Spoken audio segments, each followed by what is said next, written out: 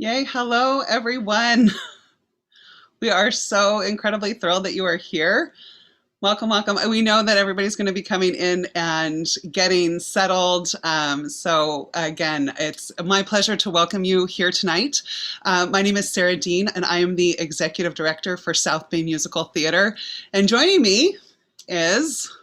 Hi, I'm Angie Higgins, Silicon Valley Shakespeare's Artistic Director. We're so happy to be partnering on this amazing show tonight and to have you here. Thank you for inviting us into your living rooms or wherever you might be in your home. Or wherever you might be. Or wherever. We would love to hear in the chat where our audience is coming from. So near, far, doesn't matter. Tell us where you're from. So we are, again, super glad that you're here. This was going to be a delightful night. We've got the teacups at the ready for a joyful evening. Oh,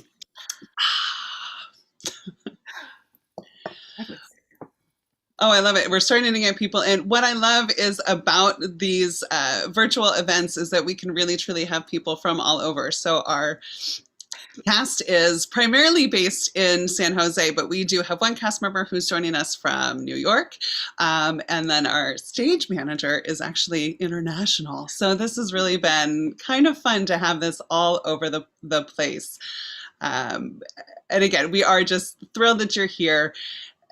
SBMT, and we'll talk a little bit about kind of what we've been doing this past year.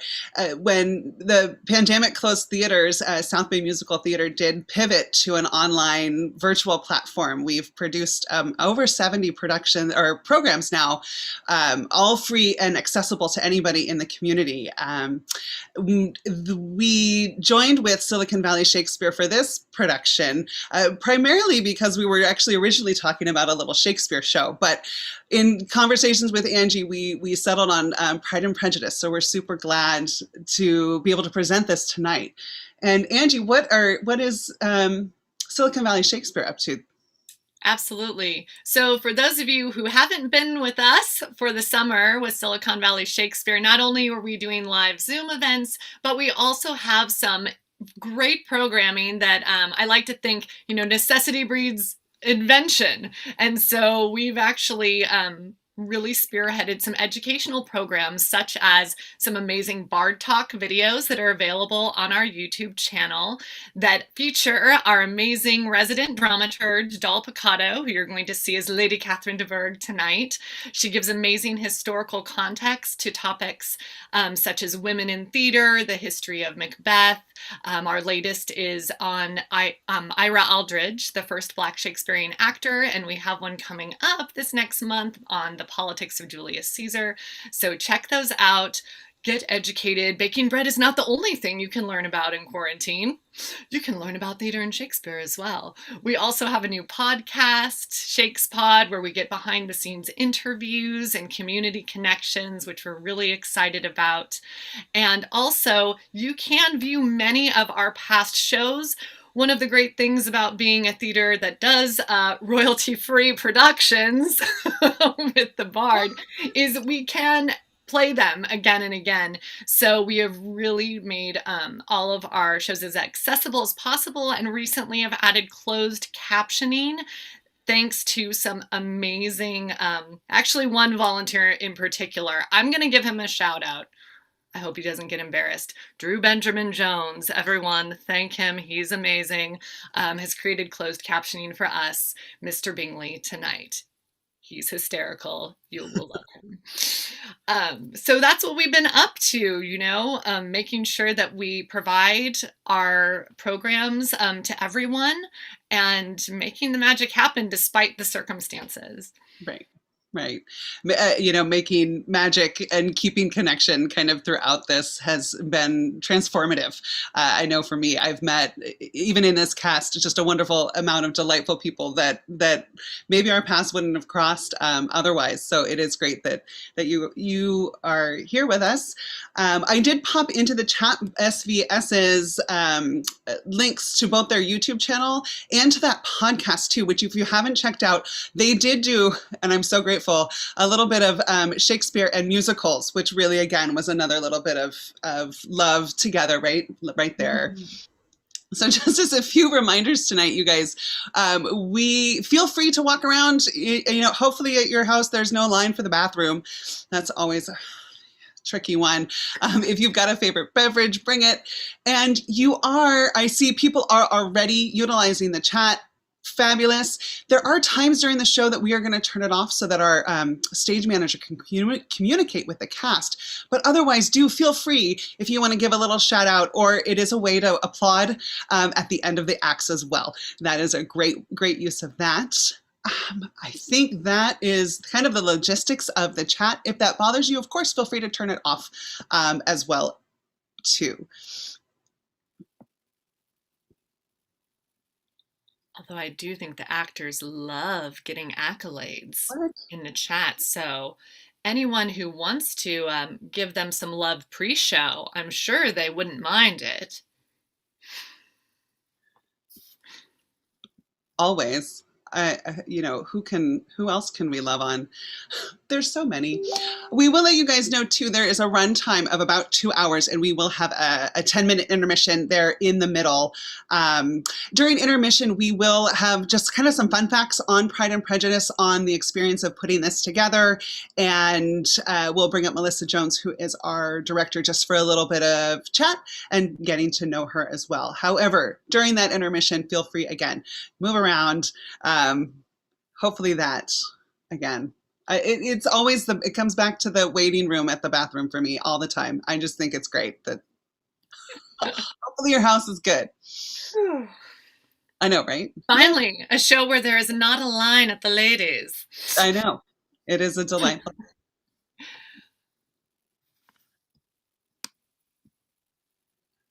Why?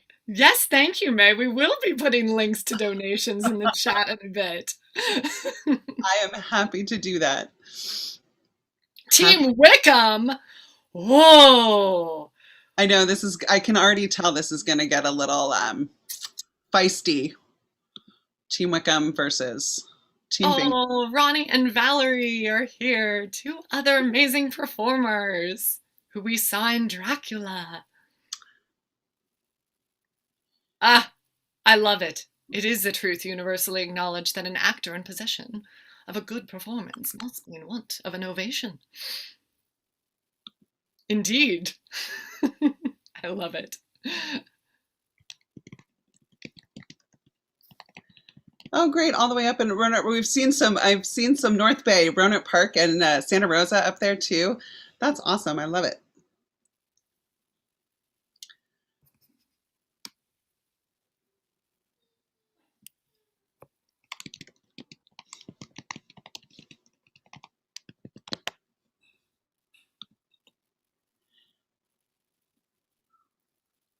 So I will say that we have had 2 wonderful sponsors for this production that we would love to give a little bit of a shout out to. Angie, do you want to talk about that for just a bit? Sure. So tonight's show, we are so honored to have virtual backdrops of the beautiful Philoli Gardens and little mansion. For those of you that haven't been to Philoli in Woodside, it is gorgeous. We were so honored that they allowed us to use their space, images of their ballroom, drawing room, gardens for this show here tonight. So a huge thank you to them. If you, again, haven't been there, I highly recommend. It is such a haven, especially during quarantine, because you can visit their gardens. And I highly encourage you to check them out and support them. Also, some of you may be enjoying Lisa's Tea Treasures tonight. We were so thrilled that they would partner with us. Thank you to Lisa's Tea Treasures Campbell on Winchester, offering their packages with support coming back to the theater. They decided to donate a portion of those sales back to SBMT and SVS to support this free community offering. So a huge thank you to both of them. Oh, Danny's here from Philoli. Oh, great. Mwah, mwah. Thank you, Danny. No, appreciate it. Fabulous. And we will also let you guys put into the chat that the link to our program is what's going in there. This will give you background on all of our performers here tonight, our production staff that was involved. It is a micro staff, but they worked their hearts out and poured so much passion into the show, into the production. So again, if you have just arrived, welcome. My name is Sarah Dean. I am the executive director at South Bay Musical Theater. We are beyond thrilled to be presenting Pride and Prejudice for you tonight. And Angie? And for those of you that just came in, I'm Angie Higgins, Silicon Valley Shakespeare's artistic director. This has been an amazing experience. We are so happy that our theaters could join together to provide this free programming to the community. You are part of a monumental event tonight, because I do see we have a lot of participants out there in the house, but I have to tell you, more should be rolling in the next few minutes, because we were officially sold out, meaning we are at capacity for this webinar, which means this will be the largest virtual house for both SVS and SBMT. So we're so excited to have you be a part of that. And we gather that the audience is actually much larger, because I guarantee many of you are on one device but have more than one person watching. So this is very exciting for all of us. And without further ado, we will gratefully turn it over to our cast and the company of Pride and Prejudice.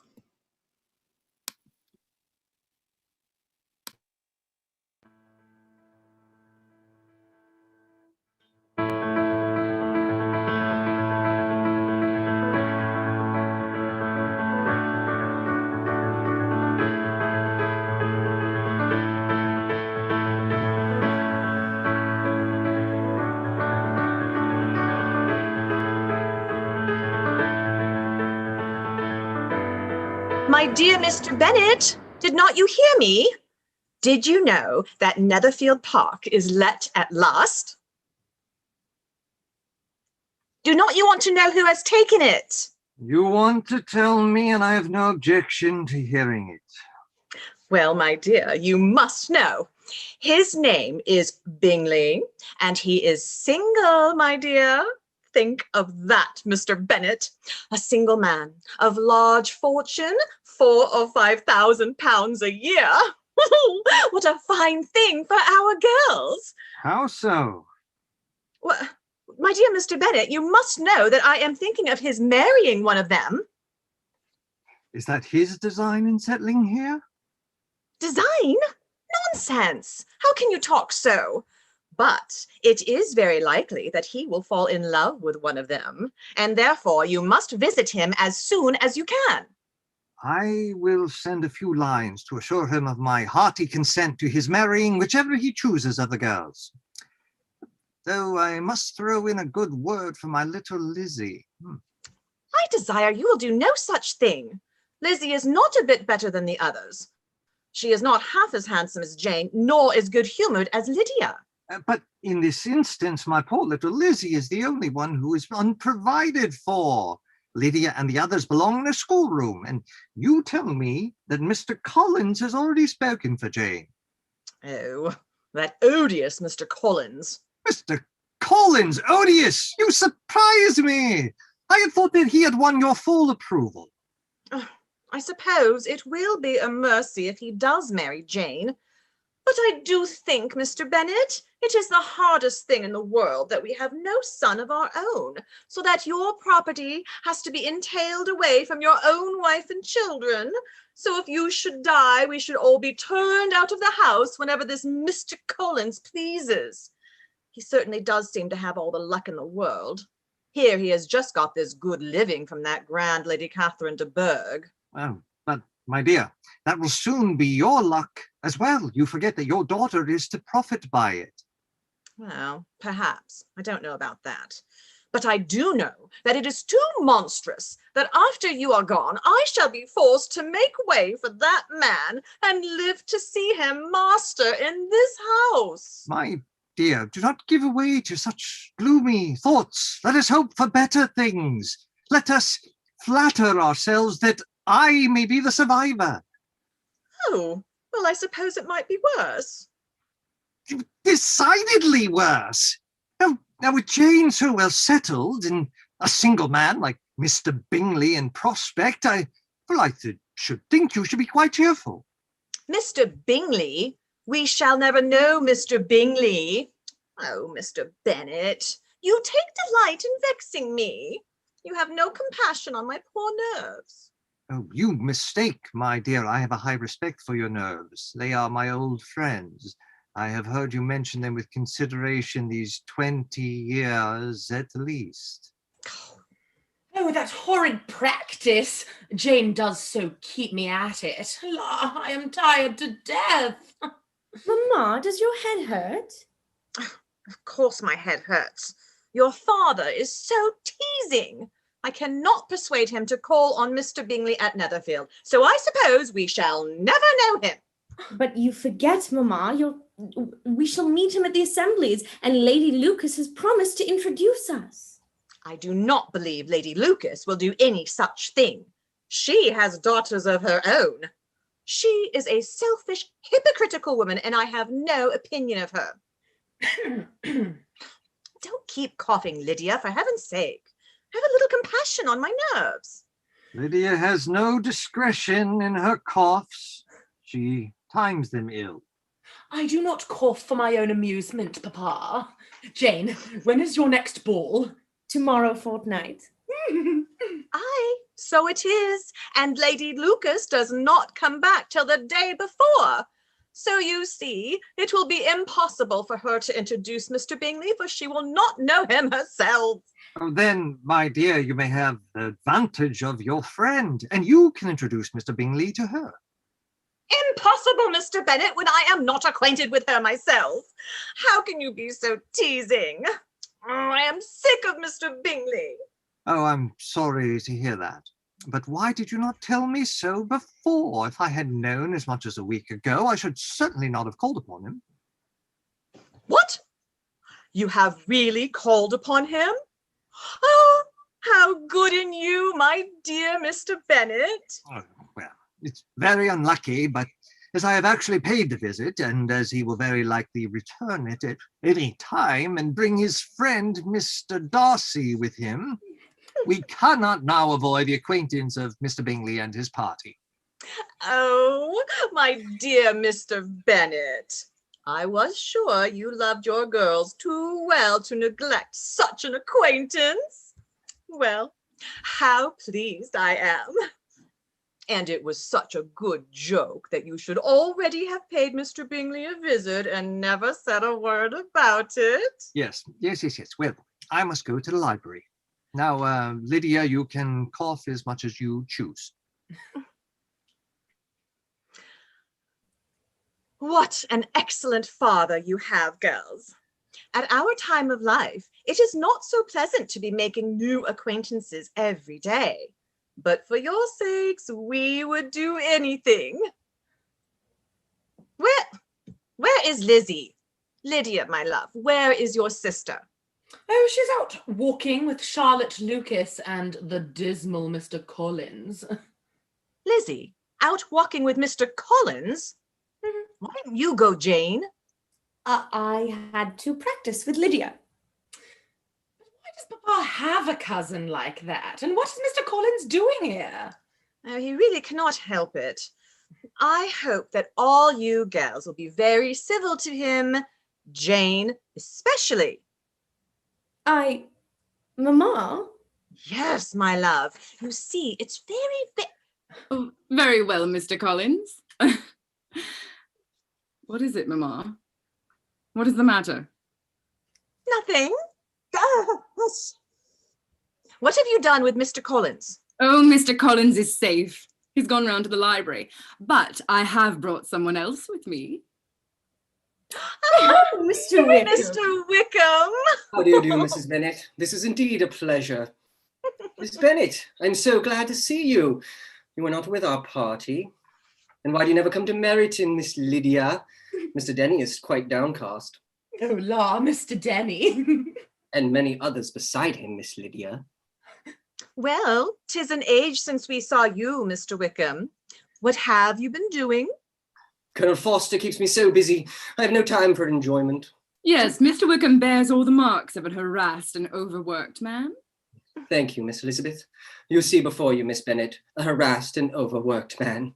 Miss Elizabeth will bear witness I was on my way to a business appointment when I yielded to temptation and went for a walk with her and Miss Lucas and their irreproachable escort. And Miss Elizabeth will also testify that you yielded with the celerity and ease of long practice.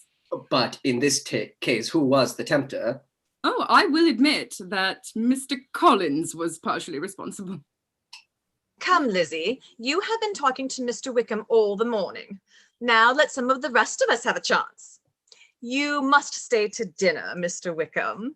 Oh, truly, I cannot today, Mrs. Bennet. It is too bad, but I am to meet Colonel Forster on important business at the Drake farm. Well, I am very sorry. Thank you, but now I really must be gone. Good morning. Good morning, Miss Lucas. You must let me hear about those clever plans of yours. I am vastly interested in them. Good morning, Miss Elizabeth.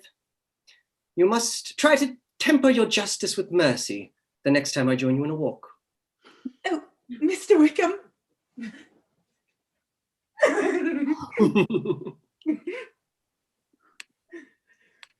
Really, Mamma, I think you should speak to Lydia. She is too forward. Nonsense. Well, she is no more forward than any of you. All you gals are crazy about Mr. Wickham, but I can't wonder at it. He certainly is a most engaging young man. Oh, Mr. Collins, there you are. Did you enjoy your walk? Most assuredly, madam. The beauties of nature, not only in the landscape, but also in the blooming countenances of my fair companions, made our expedition a peculiarly enjoyable one. Well, I am very glad of it, I'm sure. Gals, we haven't told Lizzie and Charlotte the news. What news, Mamma? Oh, nothing of consequence, Lizzie. Only your father has just told us that we may expect a visit at any time from our new neighbor, Mr. Bingley, and that friend of his who is stopping with him. Mr. Bingley? That will be entertaining. Do you not think so, Mr. Collins? What? Excuse me, Miss Elizabeth, on what subject did you ask my opinion? I asked if you didn't think it was a very pleasant thing to meet new neighbours. Oh, most assuredly, Miss Elizabeth, if those neighbours are possessed of qualifications which redound to their own credit and to the edification of their friends. Otherwise, as a clergyman, I must hesitate in my approval. You realize, I am sure, madam, the caution which should ever be exercised where my amiable young cousins are concerned. Yes, Mamma, you really should be cautious. Nonsense. Why, my dear Mr. Collins, we have found out all about them. Mr. Bingley and Mr. Darcy are connected with some of the most respectable families in England. Mr. Darcy? Mr. Fitzgerald Darcy? My dear madam, can it be possible that you are to be honoured by a visit from him? Why, he is the nephew of my noble patroness, Lady Catherine de Bourgh. It is true that I have never yet had the honour of meeting him, but he frequently visits his aunt, and she has promised to bring him on some occasion to inspect my humble abode. I am surprised, indeed, by the civility on his part. I only fear there may be some mistake, for Mr. Darcy has the reputation of possessing a very natural pride of birth. But if your information is indeed to be relied upon, I think Lady Catherine would consent to my approval of this visit, provided my fair cousins would keep in mind the proper attitude of respectful humility which should be assumed toward a person of his superior station. We will promise you, Mr. Collins, never for one instant to forget either Mr. Darcy's exalted position or our own insignificance. With that assurance, Miss Elizabeth, I think even Lady Catherine would be satisfied. So I need no longer withhold my sanction. Miss Jane, there was a volume of Fordyce's sermons that you may remember I was reading to you yesterday. Do you know where it is? I haven't seen it, Mr. Collins. I will go find it for you. No, no. Lydia will find it. Oh, Mrs. Bennet, I am quite sure that I saw the book in the hall. I will go fetch it. On no account, Charlotte. Lydia will find the book. Lizzie, go and get the mud off your shoes. Charlotte, if you will come with me, I have a parcel I should like to send to your mother. Lydia will find your book, Mr. Collins. Oh, on no account, madam.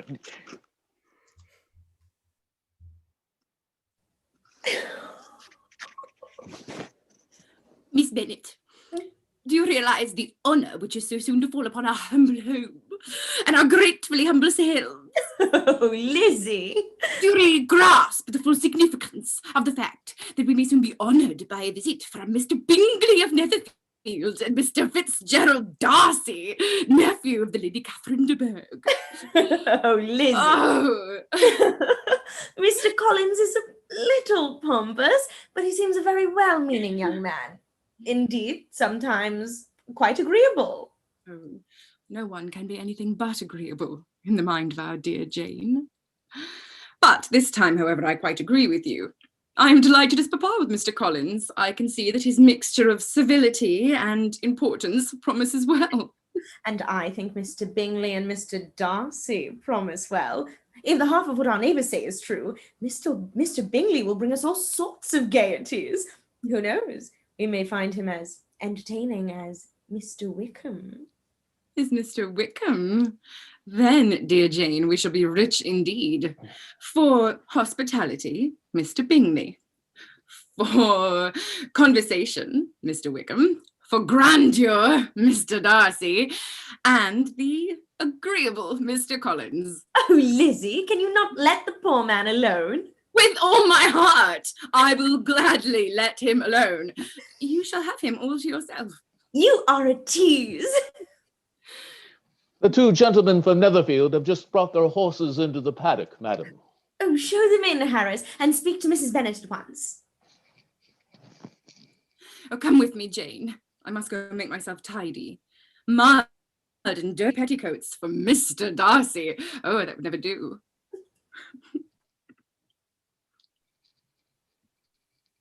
You will announce us to Mr. Bennet and the ladies.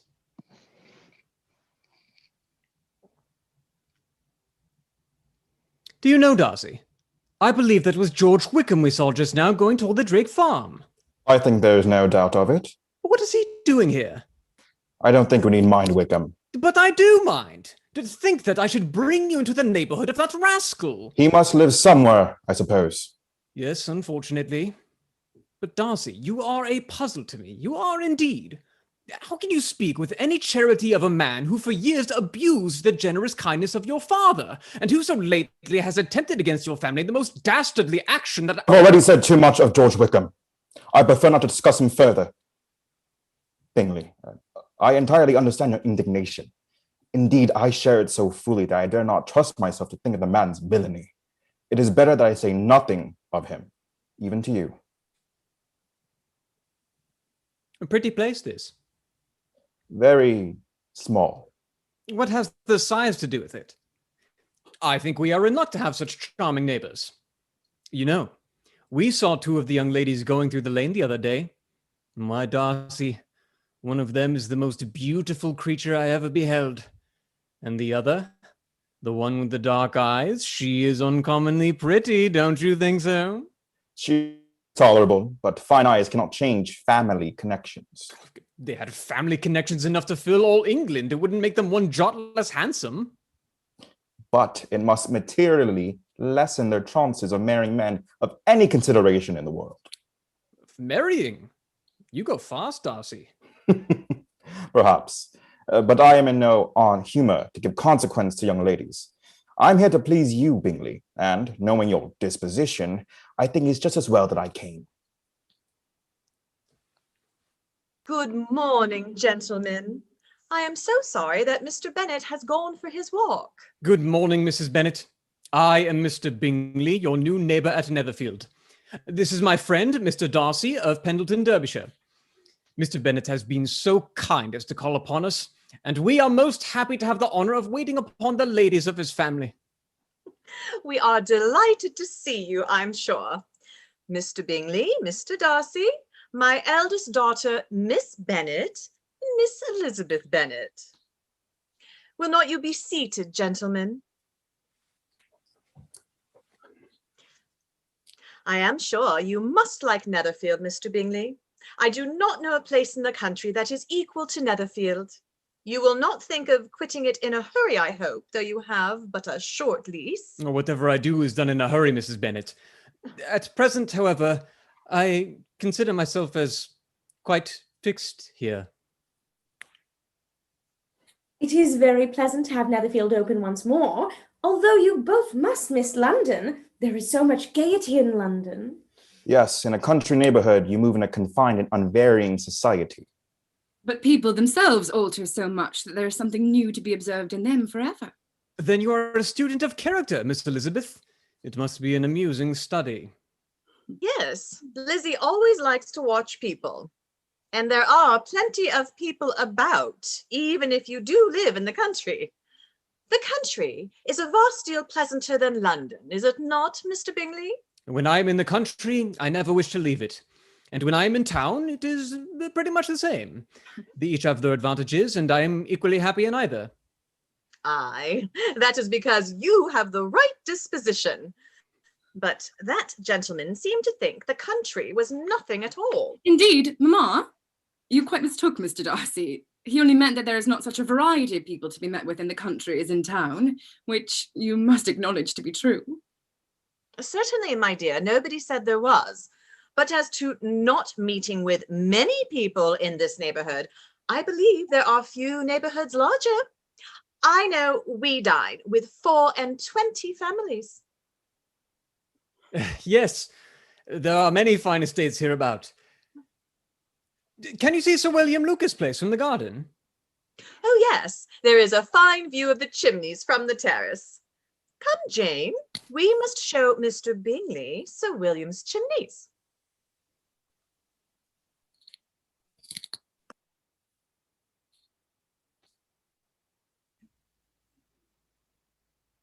Would you not also like to see the chimneys, Mr. Darcy? Thank you. Like yourself, I prefer people to places. Did I say that? Not precisely, but I have drawn that conclusion. Well, I can laugh at people better than places, and I dearly love a laugh. Isn't that a rather dangerous trait, Miss Bennet? Certainly, but I hope I never ridicule what is wise or good. It has been the study of my life to avoid those weaknesses which often expose a strong will to ridicule. And in your list of weaknesses, do you include such faults as vanity and pride, for instance? Yes, vanity is a weakness, indeed. But pride, where there's a real superiority of mind, pride will be always under good regulation. I am perfectly convinced, Mr. Darcy, that you have no defect. I have made no such pretension, Miss Bennet. I have faults enough. My temper I dare not vouch for. I cannot forget the follies and vices of others against myself. My good opinion once lost is lost forever. That is a failing indeed. Implacable resentment. It's a shade in a character. But you have chosen your fault well. I really cannot laugh at it. You are safe from me. There is, I believe, in every disposition a tendency to some particular evil, a natural defect which not even the best education can overcome. And your defect is a propensity to hate everybody. And yours to willfully misunderstand them. The surrounding country is really charming, Mrs. Bennet. We think so. But you must give us a ball at Netherfield, Mr. Bingley, and then you will see that some of the people who live here are worth knowing. Certainly, Mrs. Bennet. I had already decided upon it. I told Mr. Darcy only yesterday that as soon as my sister, Miss Bingley, arrived and Nicholas could make white soup enough, I should send out my cards. Did I not, Darcy? I believe you did. Well, that is vastly good in you, Mr. Bingley. And then perhaps your friend may change his mind about the country. You didn't come to admire Sir William's chimneys, Mr. Darcy. I was admiring your daughter's work, madam. Oh, You should see Jane's work. Lizzie is all for the books, like her father. She is a great reader and has no pleasure in anything else. Jane, show your embroidered parrot to Mr. Bingley. I do not think Mr. Bingley would be interested, ma'am. Oh, indeed I should, Miss Bennet. I am very much interested in parrots. Pray show it to me. It is quite wonderful to me how young ladies can have patience to be so very accomplished as they are.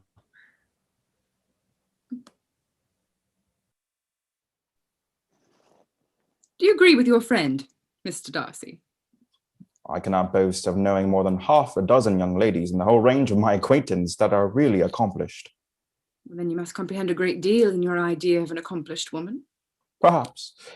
To deserve the word, a woman must have a thorough knowledge of music, singing, drawing, dancing, and the modern languages. She must also possess a certain something in her air and manner of walking, the tone of her voice, her dress and expression. And to all this, she must yet add something more substantial in the improvement of her mind by extensive reading. I am no longer surprised by your knowing only 6 accomplished women. I rather wonder at your knowing any. Colonel Foster and Mr. Wickham. Here I am again, Mrs. Bennet. I found that Colonel Forster had a message for the young ladies. I am delighted to see you. You are just in time to meet our new neighbors. Colonel Forster, Mr. Wickham, Mr. Bingley, Mr. Darcy.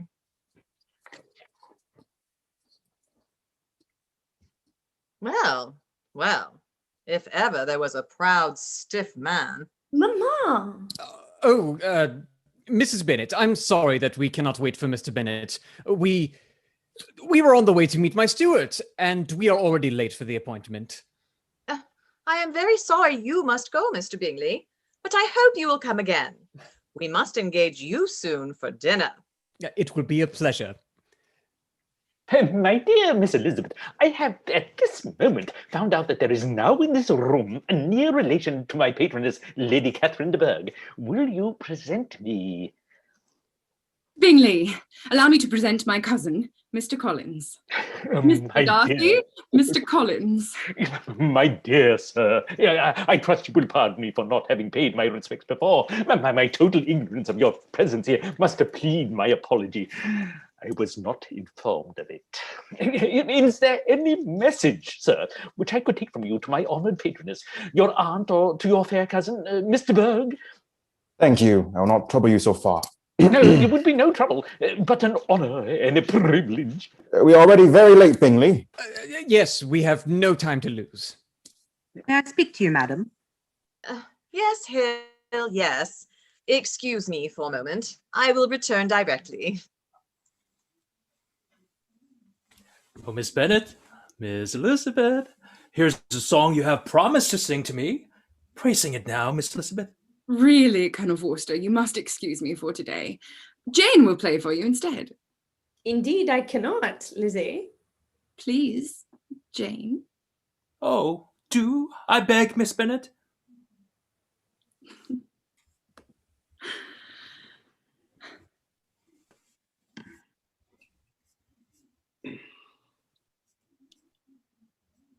How long has Mr. Darcy been in Hertfordshire, Miss Elizabeth? Only for a very short time, I believe. He comes from Derbyshire, I understand. Has a very large property there. Yes, his estate is a noble one. Clear 10,000 per annum, I'm well informed on this.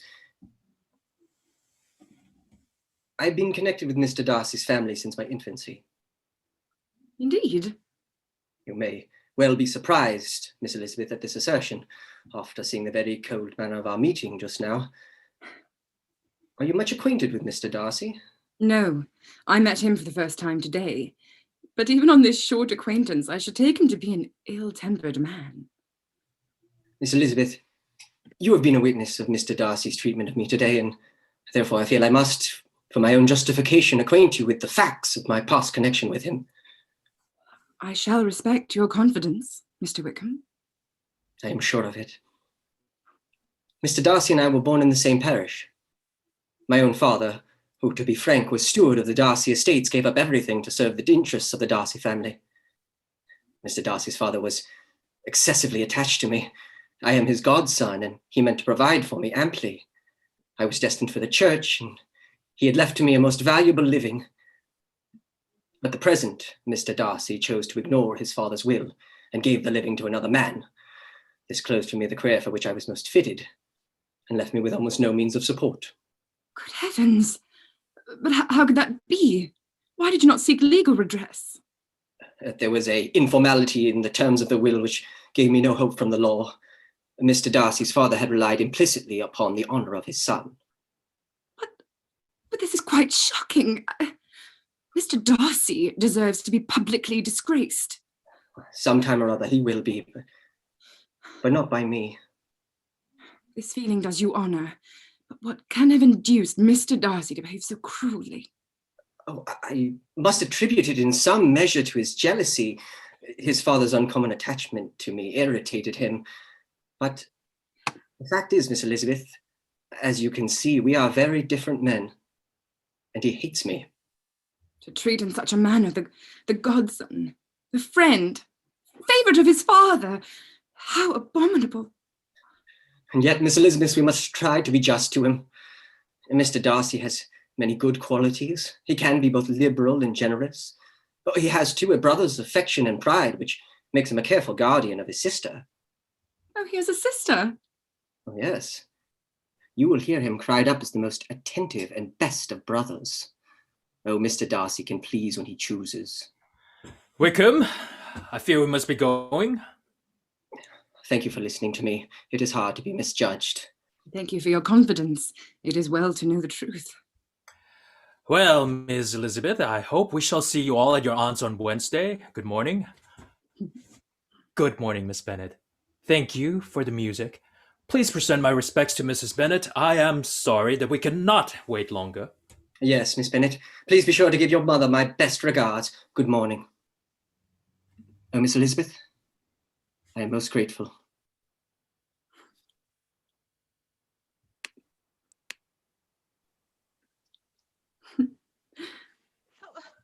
Well, have they gone? Oh, madam, I am just returned from attending on Mr. Darcy. Such a privilege. He was most condescending.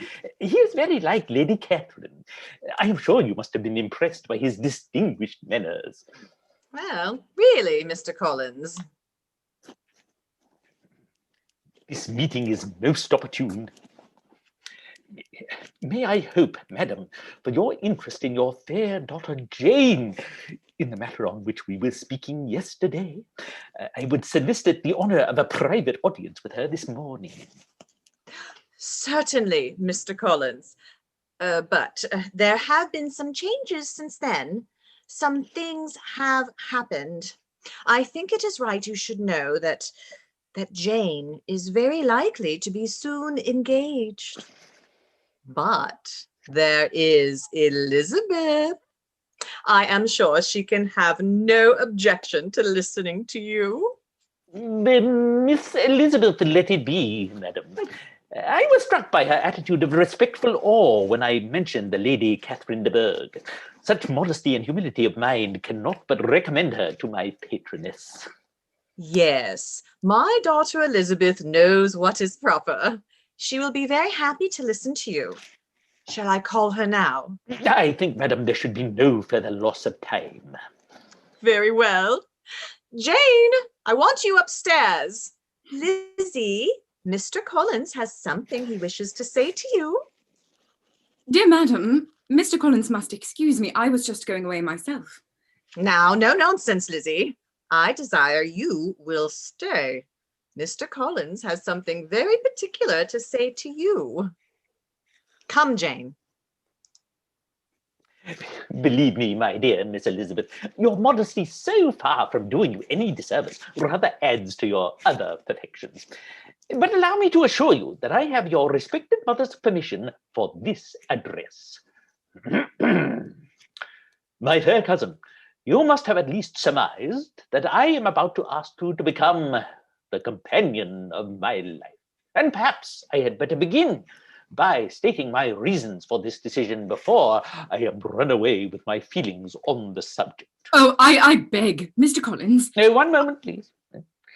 My reasons for marrying are, first, that I think it the right thing for every clergyman to set the example of matrimony to his parish. Second, I am convinced it will add very greatly to my happiness.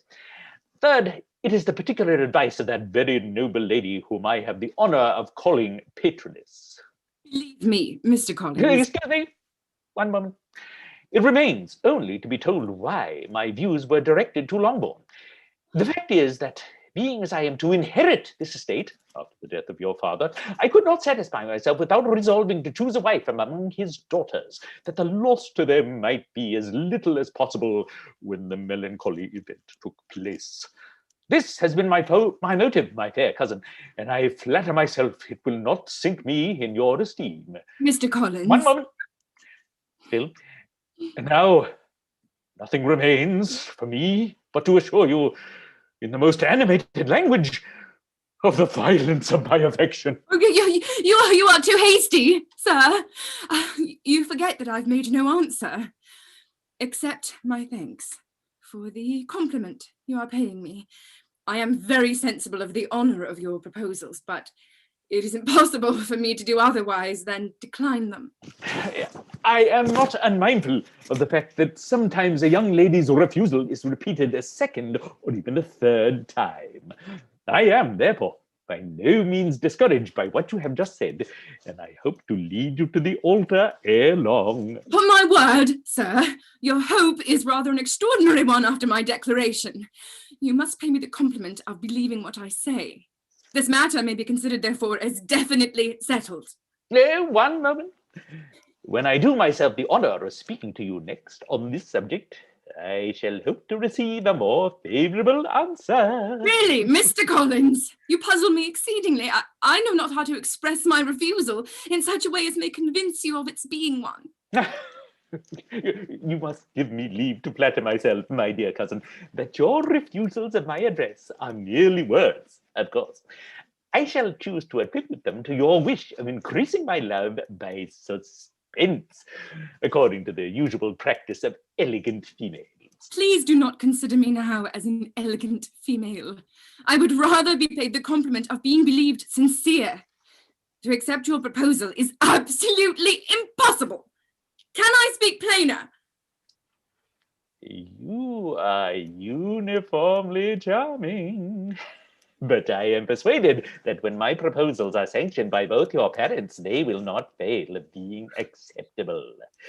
Meanwhile, I may best serve my cause by leaving you to consider the matter by yourself for a while.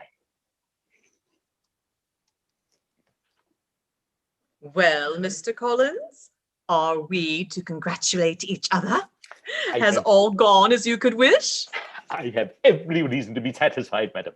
My cousin has indeed steadily refused this, my first offer, with considerable warmth, but this refusal would naturally flow from her bashful modesty. With your influence behind me, I have no doubt of my ultimate success. Yes, you may depend upon me, Mr. Collins. I will speak to Lizzie myself directly. She is a very headstrong, foolish girl and does not know her own interest, but I will make her know it. Pardon me, madam, but if she is really headstrong and foolish, I do not know whether she would altogether be a very desirable wife to a man in my situation. If, therefore, Miss Elizabeth persists in rejecting my suit, perhaps it would be better not to force her into accepting me. Sir, you quite misunderstand me. Lizzie is only headstrong in such matters as these. In everything else, she is as good-natured a girl as has ever lived. Let me see her alone for a moment. That will be best. Lizzie, what is the meaning of this? Have you refused Mr. Collins? Yes, Mamma, but please listen. No, I will not listen.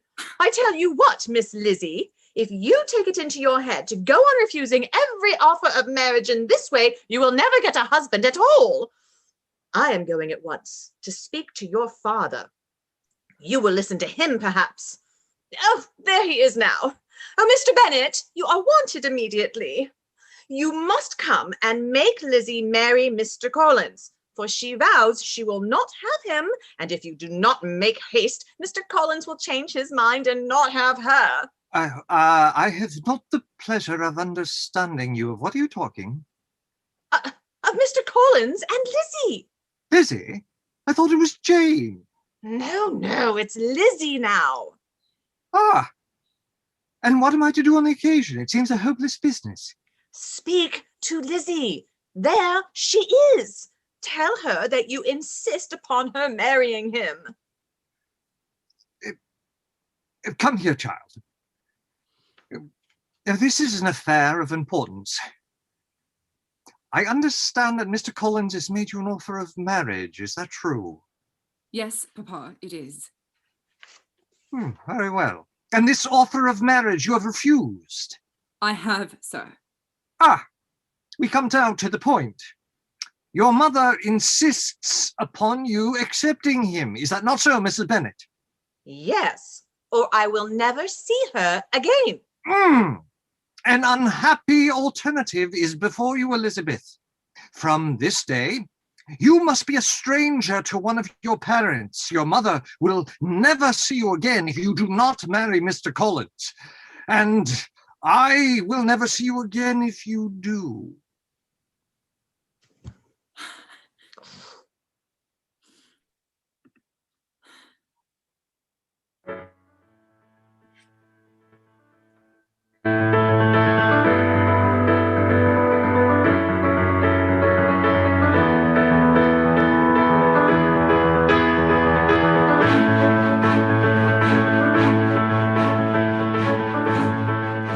Well, Darcy, do you approve of the arrangements? Have you anything to suggest? Any criticisms? I have no criticisms for the arrangements. But you have for the ball. Yes, I know. Still, I was really obliged to keep my promise. I'm glad to find that a promise to you is an obligation. Oh, come, Darcy. I understand. Set your mind at rest. I'm going to London with you, although I must say I do not see the necessity for it. I think you are exaggerating the effect of any small attentions of mine toward Miss Bennet. However, we will cling together and fly a common danger. Common danger? Yes, common danger. I too have eyes. Where will you match the wit and vivacity of Miss Elizabeth Bennet? She is indeed charming, and I admit that were it not for the inferiority of her connections, I might be in some danger. But they form for me an insurmountable barrier against any possible peril. Love laughs at bars, Darcy. Darcy, do you really think you should be silent about Wickham? I really must speak of this again, even at the risk of offending you. I am truly concerned at the foothold this rascal has already gained in the Bennet family. What he has failed to accomplish once, he may succeed in again. These young ladies have no brother to defend them. Neither have they the wealth to excite Wickham's cupidity. At any rate, I do not wish to be the one to enlighten the neighborhood. Besides, I understand that he has left for Meryton. Even so, Here you are. Your sister Georgiana should be here, Mr. Darcy. Charles, you should have insisted on her coming. I'm not in the habit of insisting with Darcy. Very true. It is vastly pretty, Charles. But I am much mistaken if there are not some among us to whom a ball will be rather a punishment than a pleasure.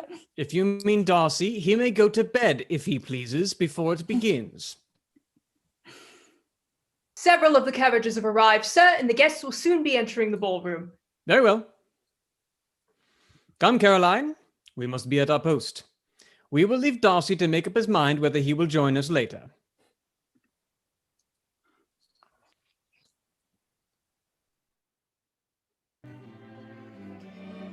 Why did I promise to dance with Mr. Darcy just now? Why did I not have more presence of mind? I dare say you will find him very agreeable. Heaven forbid. To find a man agreeable whom one is determined to hate. Do not wish me such an evil. I wouldn't be a simpleton, Eliza. You are angry because Wickham is not here. But I wouldn't allow my fancy for him to make me unpleasant in the eyes of a man 10 times his consequence. My fancy for Wickham, as you choose to call it, is simply my sympathy for a most ill-used man. Also my relief in meeting with good manners and good understanding after the insufferable pride of Mr. Darcy. And the stupid pomposity of that dreadful Mr. Collins. Oh, my dear Charlotte, I've never thanked you half enough for helping us to endure that man. It's so good-natured in you to sacrifice yourself and listen to those interminable speeches of his. I am more obliged to you than I can express. Don't, Eliza! You are making it so terribly hard for me, but I must tell you, I am engaged to Mr. Collins. Engaged? Mr. Collins? Oh, Charlotte, you are joking. No. Indeed, Eliza, I am in most serious earnest. Why should you be so surprised? Do you think it incredible that Mr. Collins should be able to procure any woman's good opinion because he was not so happy as to succeed with you? No, of course not. And you must forgive me all I've just said. I couldn't possibly have imagined. No, Eliza. Indeed you could not. And we shall be friends still. Of course, dear Charlotte. It was only the surprise. You know how fond I am of you. You know I wish you every imaginable happiness. Yes, I am sure of it. You must be surprised. Very much surprised, as Mr. Collins was wishing to marry you. But, dear Eliza, I hope you will be satisfied with what I have done. I am not romantic. I ask only a comfortable home.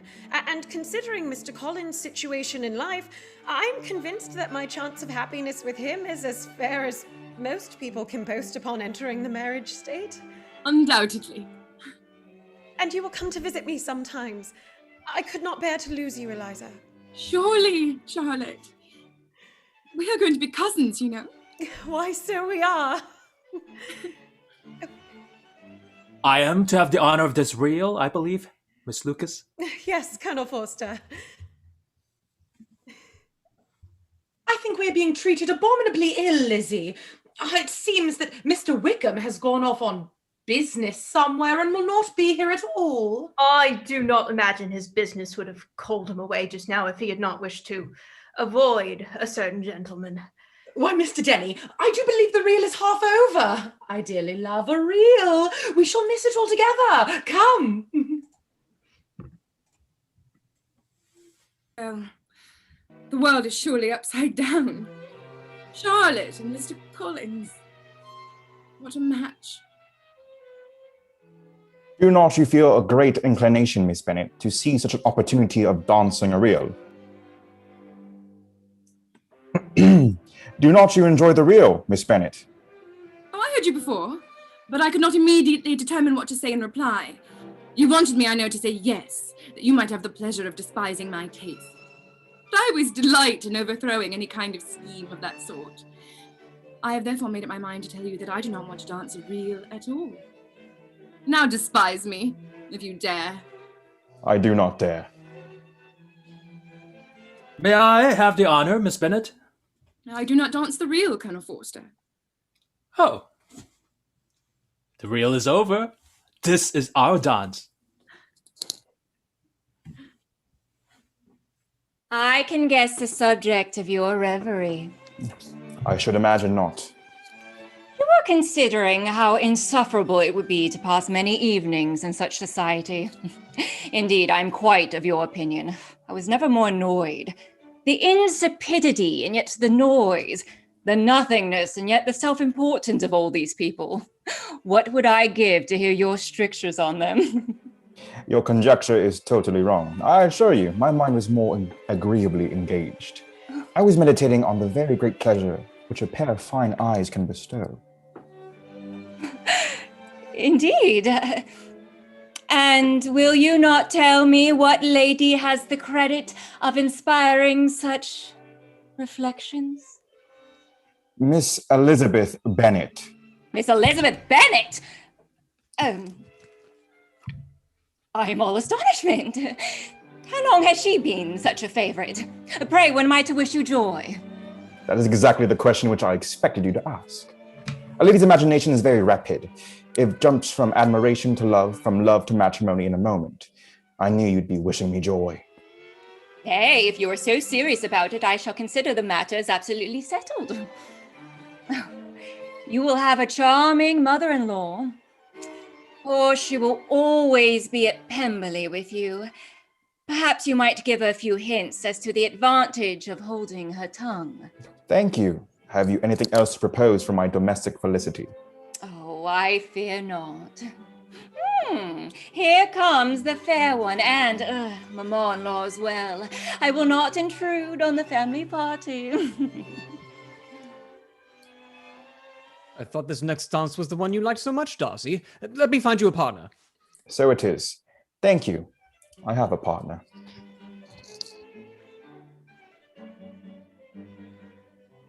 You must be tired, Miss Bennet. I propose that we sit quietly through this dance. Do you agree? Yes, indeed. It will be very pleasant. How prettily you've arranged all the rooms, Mr. Bingley. I'm so glad you think so. I feared they were rather inconvenient for so large a party. Oh, I find them delightful. You are always charitable, Miss Bennet. It seems to me you always manage to see the best side of everything. I never knew you to say an ill word about a person or place. Oh, I fear that is not quite exact. I only try to see things in their best light, perhaps. See, that is just it. The rest of us rarely try to see things in that way. So you see, I have proved my case. You are too amiable. Not for tonight, Mr. Bingley. Everyone is of one mind tonight. There is but one point of view. You are giving nothing but pleasure. I wish it were so, but... Dear Miss Bennet, I wish to tell you. I must tell you.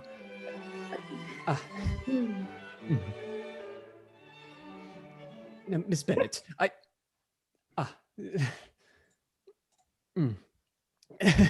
Miss Bennet, if you would please...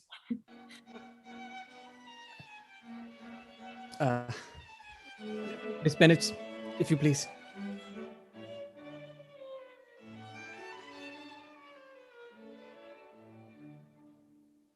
It's your turn to say something, Mr. Darcy.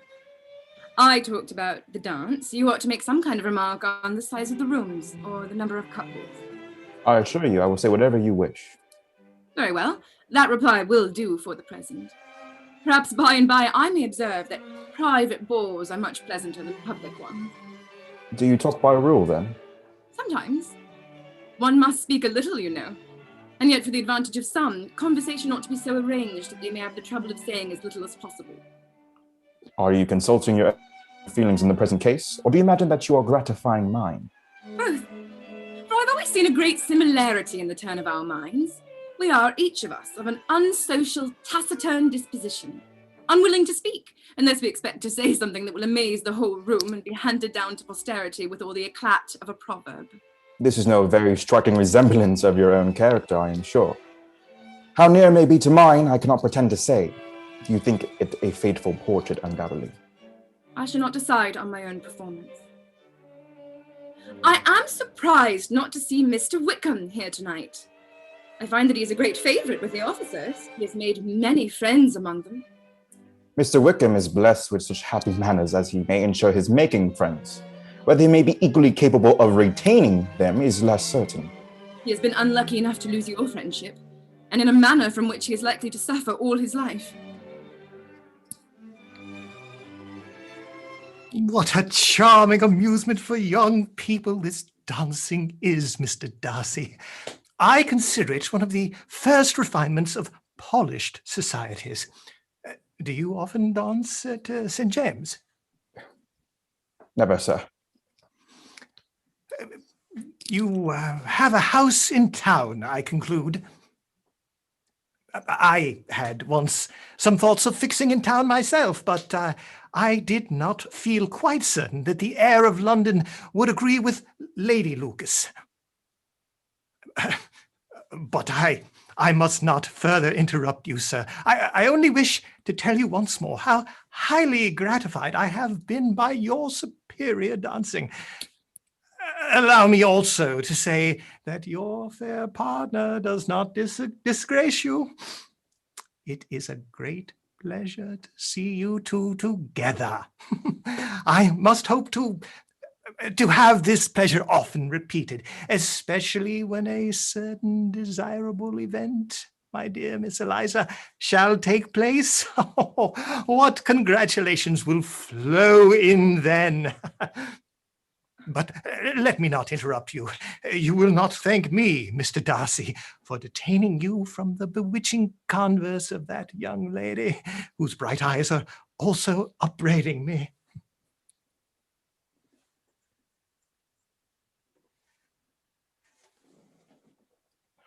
Did he talk? So, Sir William's interruption has made me forget what we were talking of. I do not think we were speaking at all. Sir William could not have interrupted any two people who had less to say for themselves. We've tried 2 or 3 subjects already without success, and what we are to talk of next, I cannot imagine. What think you of books?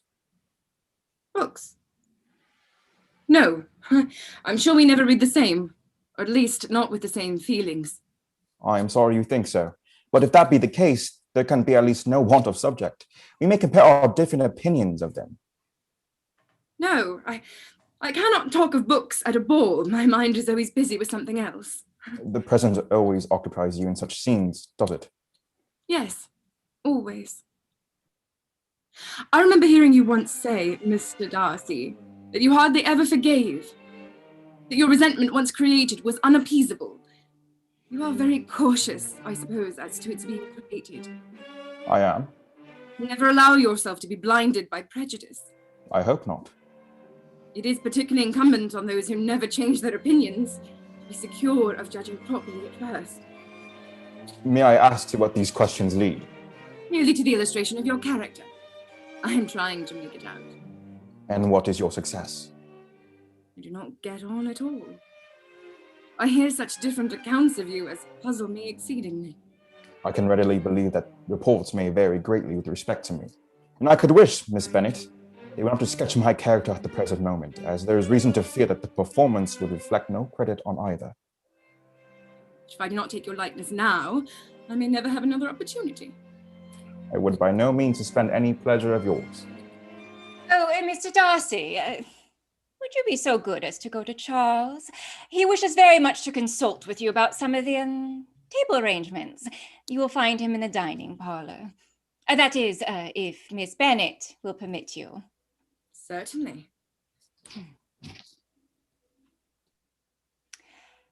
So, Miss Bennet, I hear that you are quite delighted with George Wickham. He must have told you all a pretty tale. As to Mr. Darcy's using him ill, it is perfectly false.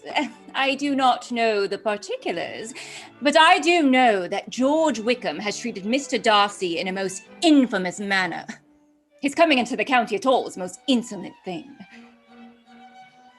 I feel very strongly on this point, Miss Bennet, as Mr. Darcy's interests are so intimately associated with our own. We hope Miss Georgiana Darcy may someday be my sister. My brother admires her greatly. Ah. Yes, and therefore we resent these falsehoods and this presumption on the part of George Wickham.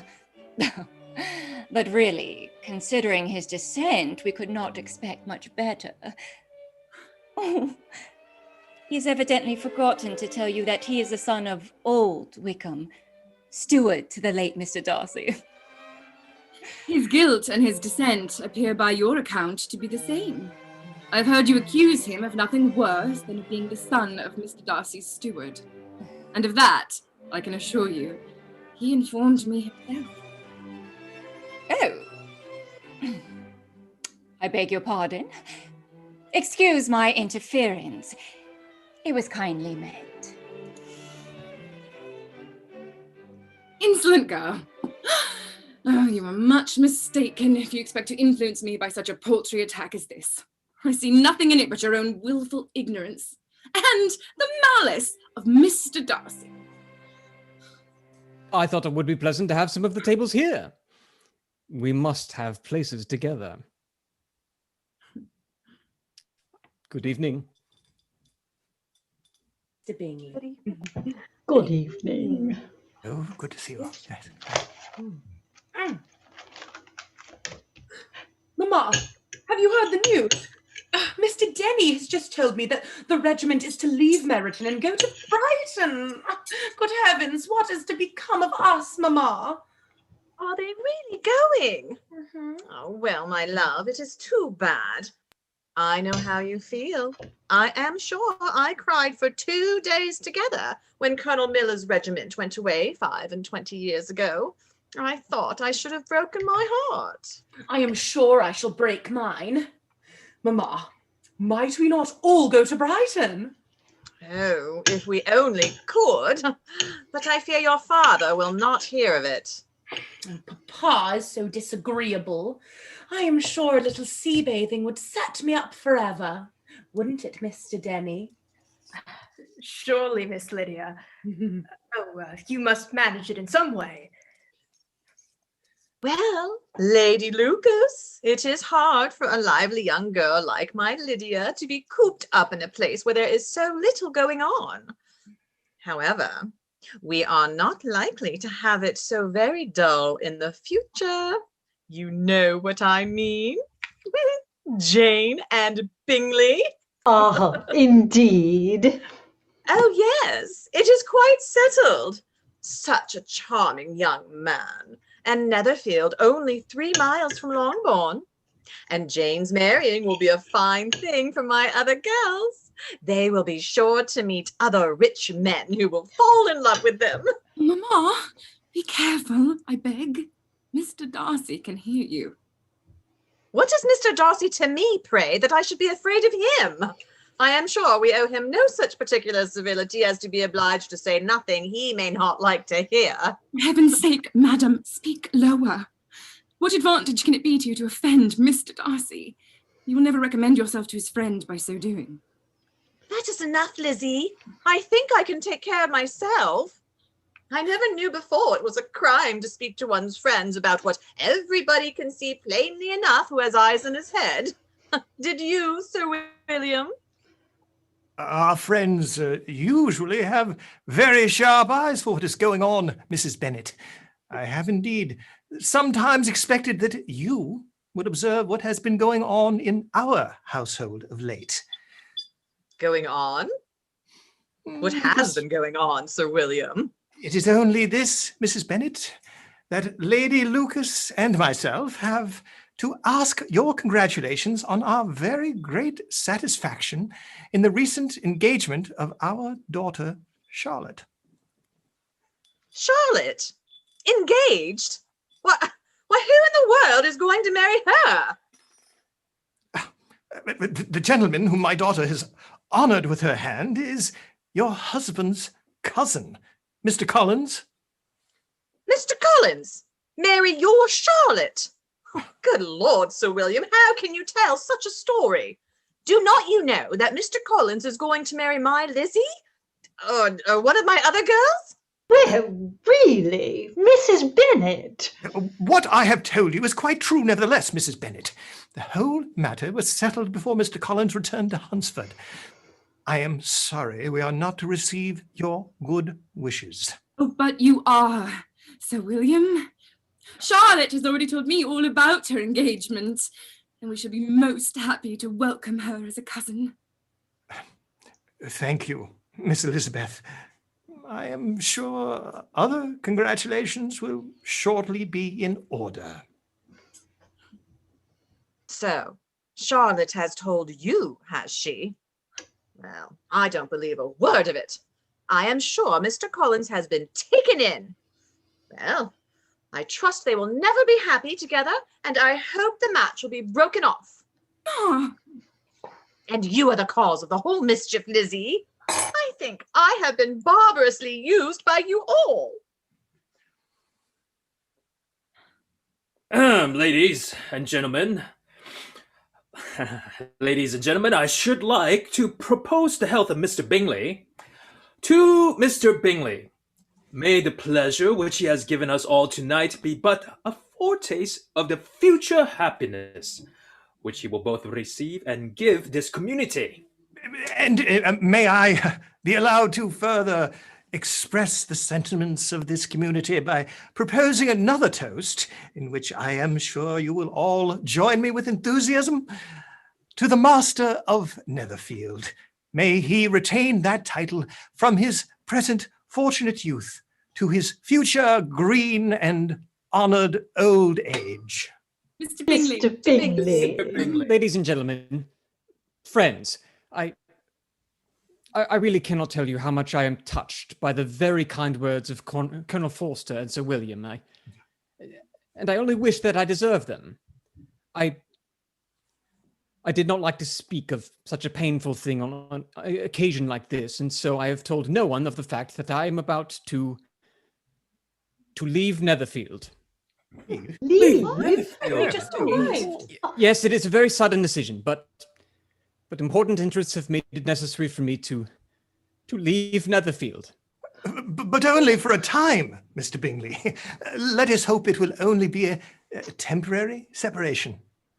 Why, surely, Mr. Bingley, you will be back again very soon. No, I am afraid my returning at all is extremely uncertain. In fact, I expect to leave Netherfield permanently. Oh, my dear Mr. Bingley. This is indeed a calamity. Good Lord, Lizzie. Poor Jane. What are we supposed to... Mama! But, my friends, nobody knows what may happen. We shall all undoubtedly meet again sometime, and meanwhile you must not let what I have said spoil your pleasure. We must have another dance together. Capital idea. Oh, yes, capital. Do you not think so, Mr. Darcy? Miss Bingley, may I have the pleasure?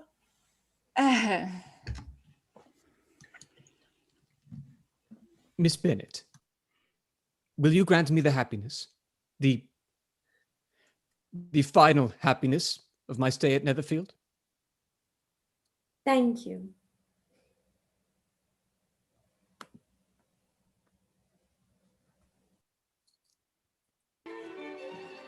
May I have the honor, Miss Elizabeth?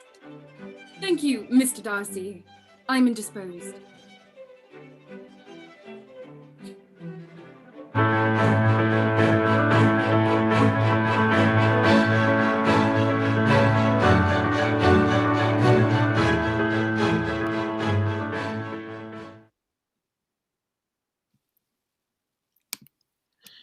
We will take a short 10-minute intermission. We do know that we've got people kind of across the world, so wherever you are, it is 8 after right now, and we will be back at the 18 past the hour. So you've got 10 minutes. Do feel free to get up, stretch. I promise no more jokes about the bathroom. But do refill your drinks, grab some snacks. Your favorite things are in your kitchen. I can promise you that. And yay, we're so glad that you guys have joined us tonight. Angie and I will do just a little bit of kind of intro. You are welcome to pop any questions that you might have in the chat. We're here to kind of look at that and answer any questions that you might have. Oh, man, I don't know, Angie. So give me a little hint. Are you Team Wickham or Team Darcy? Oh, Darcy all the way, friends. No question. Really? I don't know. There's something, it's the long red hair, I think, of Mr. Wickham that... I like the brooding type. I can't help it. Yeah, I can. Although I will say, I don't know. What do you guys think, audience? Is there anything, Team Wickham, team more Wickham? More Wickham, yeah. You know. Absolutely. And thank you, Linda, for giving a shout out to those Philoli backdrops. Again, we're so grateful to our community partners, Philoli, for providing the beautiful virtual backdrops you are seeing. Please visit them. And also Lisa's Tea Treasures, for those of you that were able to partake in tea tonight. We're so grateful to them as our community partners, and to all of you who were able to donate. Thank you from the bottom of our hearts. It always means so much to arts organizations when you donate, but especially during this time where it is so difficult when we are not able to do in-person performances. It means that much more to us, and we appreciate you. Your donations help create access for those who are unable to give. We are able to create an equitable space that everyone can join in, and we appreciate you. Thank you. I hope you will consider donating to both SBMT and SVS. All the donations you gave during ticket registration will be split evenly amongst the two companies. I am going ahead and dropping those 2 links just into the chat. And we are truly grateful. We theaters have been closed since coming up to a year now, and we are grateful for our whole community of keeping us thriving and being able to connect and create art even in this manner. It's the cast has always, as always, they've come together and bonded, and we are finding ways as artists to kind of reconnect and to find our patrons. So we're super thrilled that you and glad that you are here and joined us tonight. I do have to say, going back just a little bit to our our Wickham versus Darcy, we did have a vote for a Team Collins. Yeah, I can't argue with that. Especially Wayne is pretty great. He's amazing. Yeah. We would like to take a moment and invite Melissa Jones, who is our director, up and join us tonight. Melissa, hello. For those of you that you do not recognize Melissa, I will be shocked, I say, mortified, if you know the book of Pride and Prejudice, Mr. Collins says, not in the script, but mortified because Melissa not only has appeared on stage, virtual and the actual stage at SBMT in roles such as Miss Prism, as in the virtual production of The Importance of Being Earnest and She Loves Me. She was also the hair and makeup designer for shows such as Big River, which I'm sure many of you enjoyed. At SVS, her credits are as long as my very long arm, friends. She was last seen as the White Snake in The White Snake, Gertrude in Hamlet, Dromio of Syracuse and Comedy Bears, among many other amazing roles. She also, by day, is the Development and Education Director of SVS, as well as our resident hair and makeup designer. She's your director tonight. Please give it up in the chat if you haven't already for Melissa Jones. Yay, Melissa. So Melissa, we started, but Angie and I started talking about this production back in like September. So it has been a long process, and I have to confess that as soon as we started talking about this, I said, "Can you ask Melissa to be the director? Because you're kind of amazing, and I just have truly enjoyed working with you in the capacity. So more Melissa is kind of my slogan." Talk to us a little bit about your process with Pride and Prejudice and bringing something like this to a virtual stage that's not technically meant this way. Yeah, we were really lucky to find this royalty-free version of Pride and Prejudice, and Angie took a look at it first and realized this would actually be pretty easy to adapt to the Zoom space. There's some limitations working in Zoom, right, which I think some of us have figured out now after almost a year of this. Sometimes there's sound balance challenges, or sometimes how do you create intimacy when two people are talking to each other.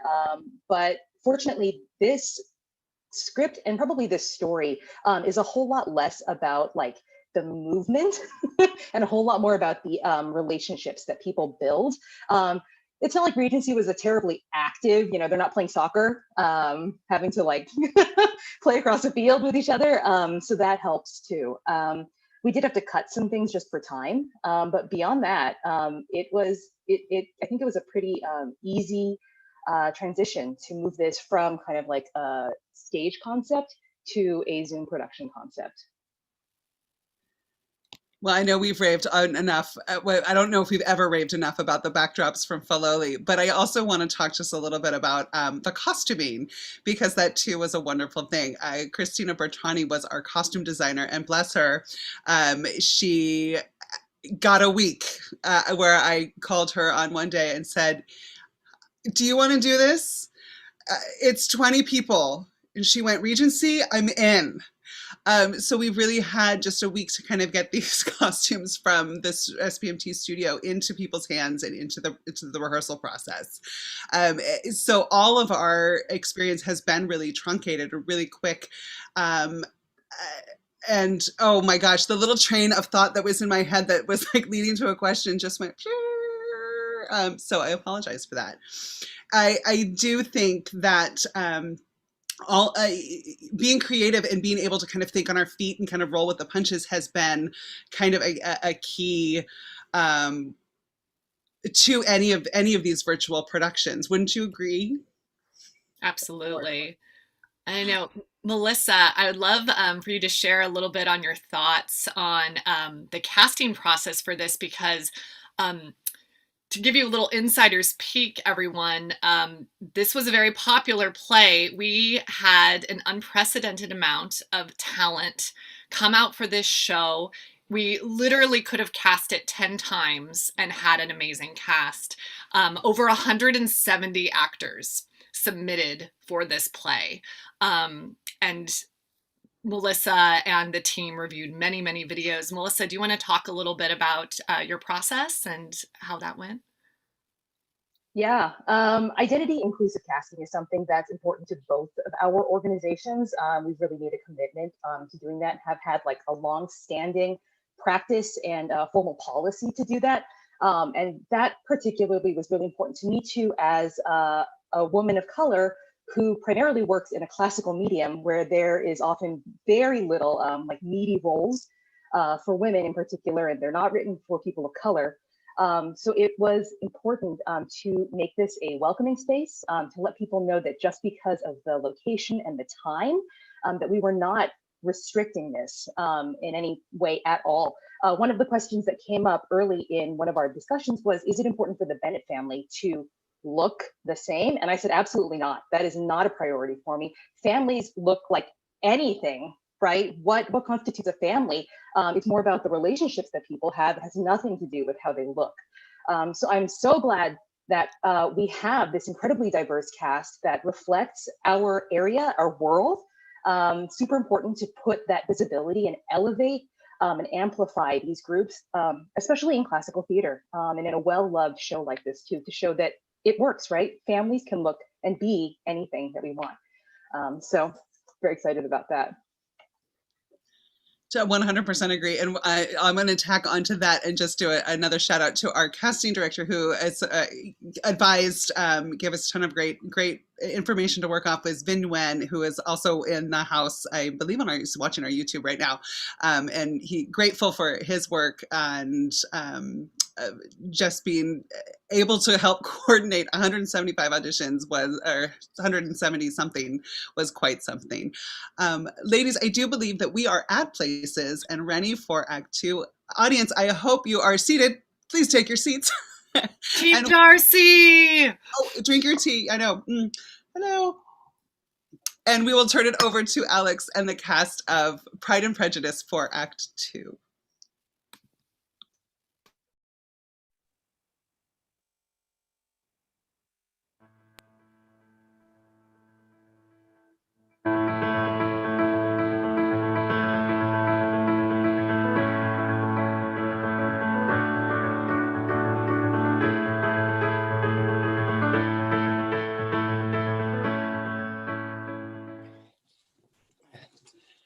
Is this the cluster you wish, Miss Bennet? Thank you.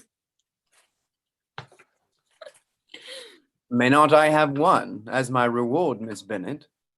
Is not accomplishment its own reward?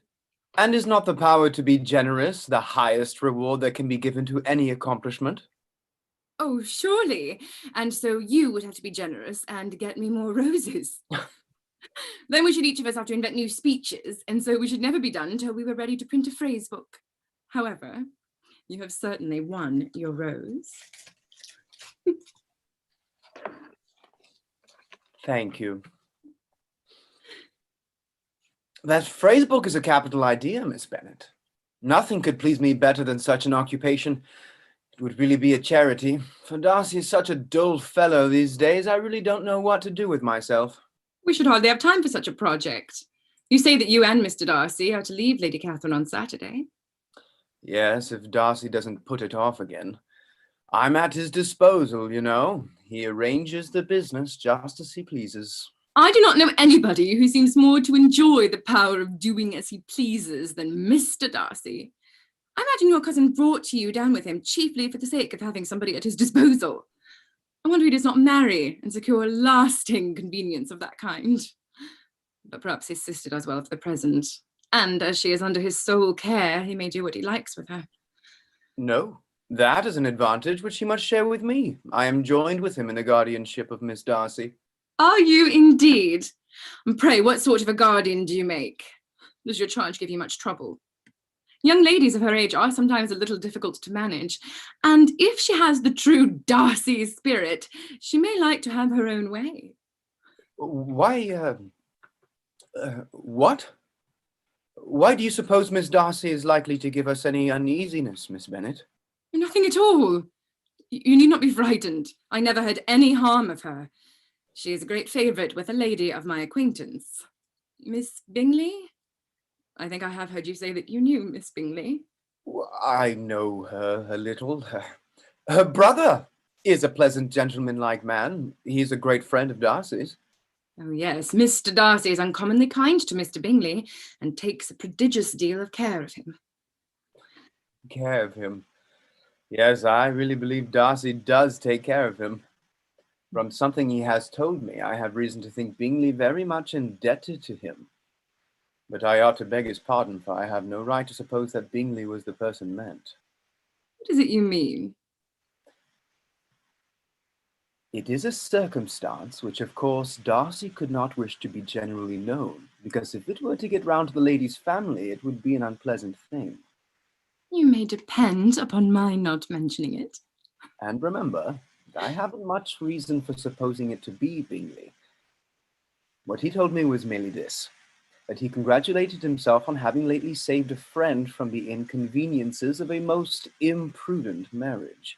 And I only suspected it to be Bingley from believing him to be the kind of young man to get into a scrape of that sort. Did Mr. Darcy give you his reasons for this interference? Oh, I understood there were some very strong objections against the lady. Indeed. And what arts did he use to separate them? He did not talk to me of his own arts. He only told me what I have now told you. I do not see what right Mr. Darcy had to decide on the propriety of a friend's inclination. But as we know none of the particulars, it is not fair to condemn him. It is not to be supposed that there was much affection in the case. That is not an unnatural surmise. And I believe Darcy told me that he did not think that the lady, at least, was very deeply concerned in the matter. However, to lessen the affection on either side is to lessen the honour of my cousin's triumph, very sadly. Your cousin's triumph? Yes, Mr. Darcy. I think I saw Colonel Fitzwilliam go up the garden path a few moments ago. Oh, no, Mr. Darcy, you're too kind, really. Pray, allow me. Here he is. Good morning, Colonel Fitzwilliam. Pray, let me have the basket now, Mr. Darcy. Good morning, Miss Bennet. Fitzwilliam, I thought I might find you here. Yes, I have been so fortunate as to secure some of Mrs. Collins' early roses for Miss Bennet. Really? Have they already opened? A very few of them. But Colonel Fitzwilliam was obliged to climb very near to the sun to get me these. And you see, I have my reward. Colonel Fitzwilliam might not have won his prize so easily, Miss Bennet, had there been others in the field. Ah, no, Mr. Darcy. I cannot lessen Colonel Fitzwilliam's achievement by admitting any such possibility. Thank you, Miss Bennet. Well, surely my roses will have to bloom their prettiest this season in return for all the attention they have received.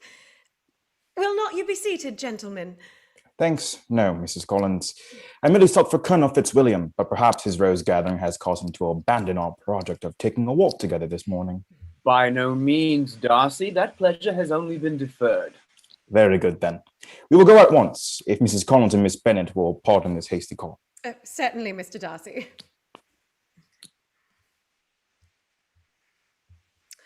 Now, Eliza, we must get to our work and have a comfortable chat.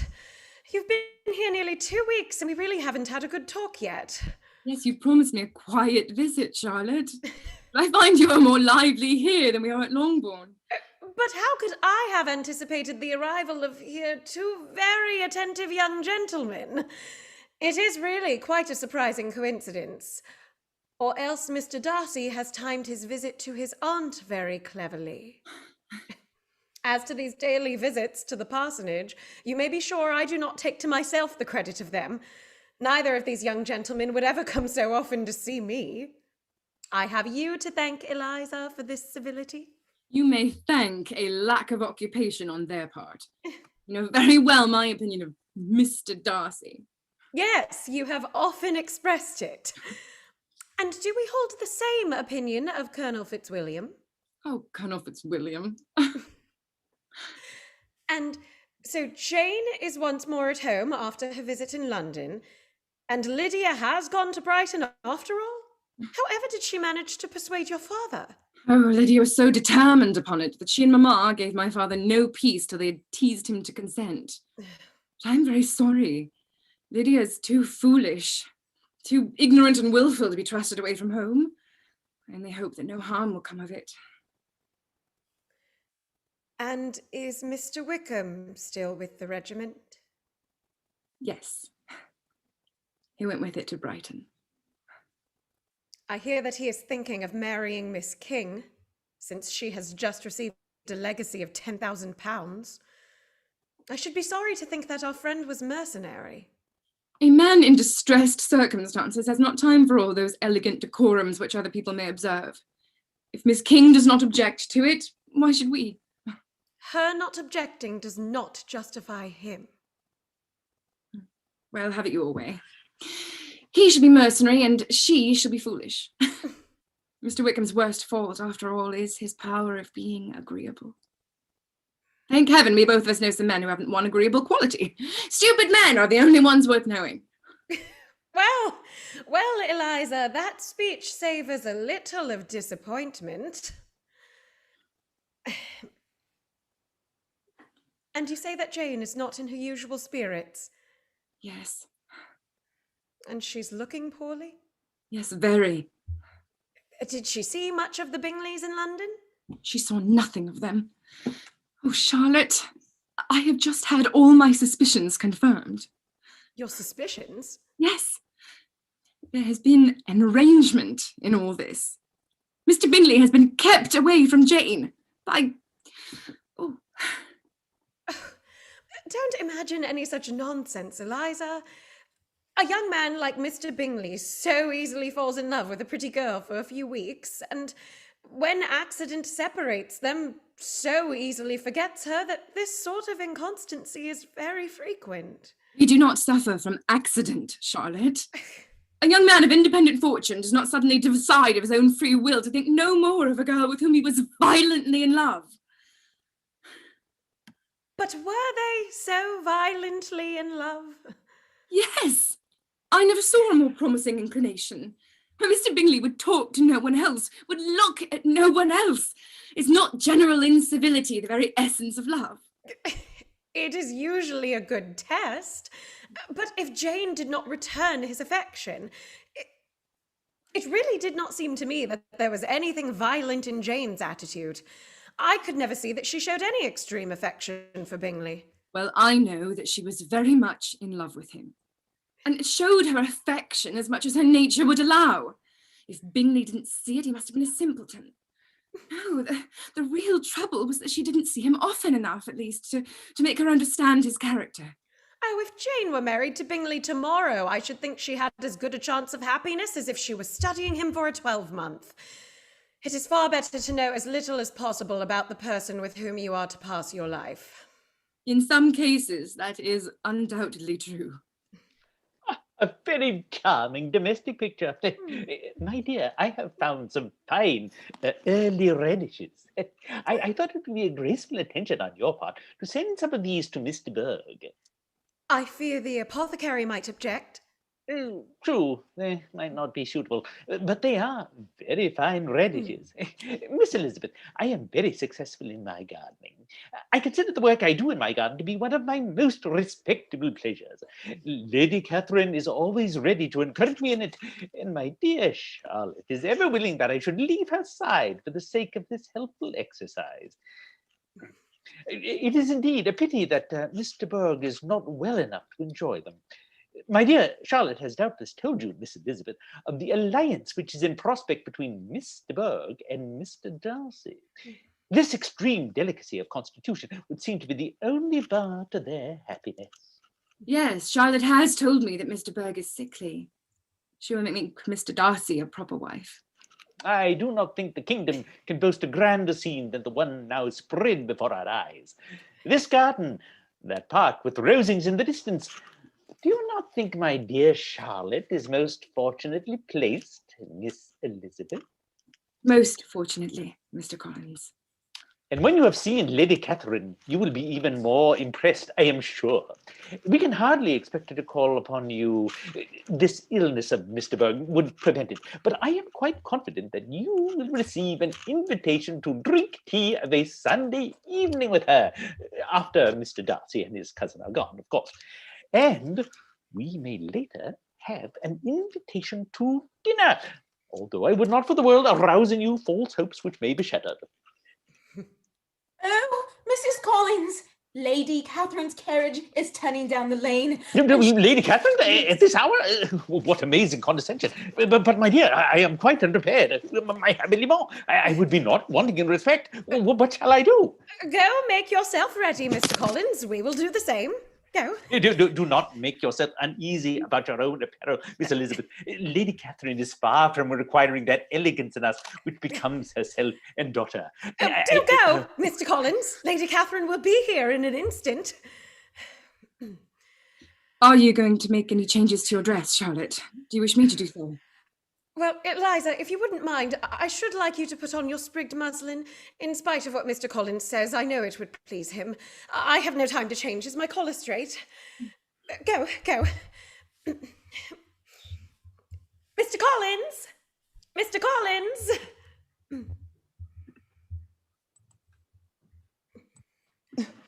You keep too many hens, Mrs. Collins. There is just a certain number which are profitable. Beyond that, there is waste. A clergyman's wife should set an example of thrift. You should have asked my advice. Mrs. Collins will in the future regulate her poultry yard according to your directions, Lady Catherine, if you would be so condescending as to give them. Yes, thank you, Lady Catherine. Will your ladyship not take some refreshment? Oh, yes, let me fetch you a cup of tea. No, I wish nothing. But you may go, Mr. Collins, and see if Jones is walking the horses up and down. I do not trust Jones. With great pleasure, your ladyship. I thought you had a visitor, Mrs. Collins. Yes, your ladyship, I have. It is my friend, Miss Elizabeth Bennet. She is a cousin of Mr. Collins and a neighbour of ours in Hertfordshire. I have heard about her. Fitzwilliam says she is a very genteel, pretty sort of girl. Indeed, she is, Lady Catherine. Well, where is she? She has gone to make a little change in her dress before presenting herself to your ladyship. Oh, very proper, very proper. I am delighted to hear that Mr. Berg is better, Lady Catherine. Yes, thank you. She is very greatly improved.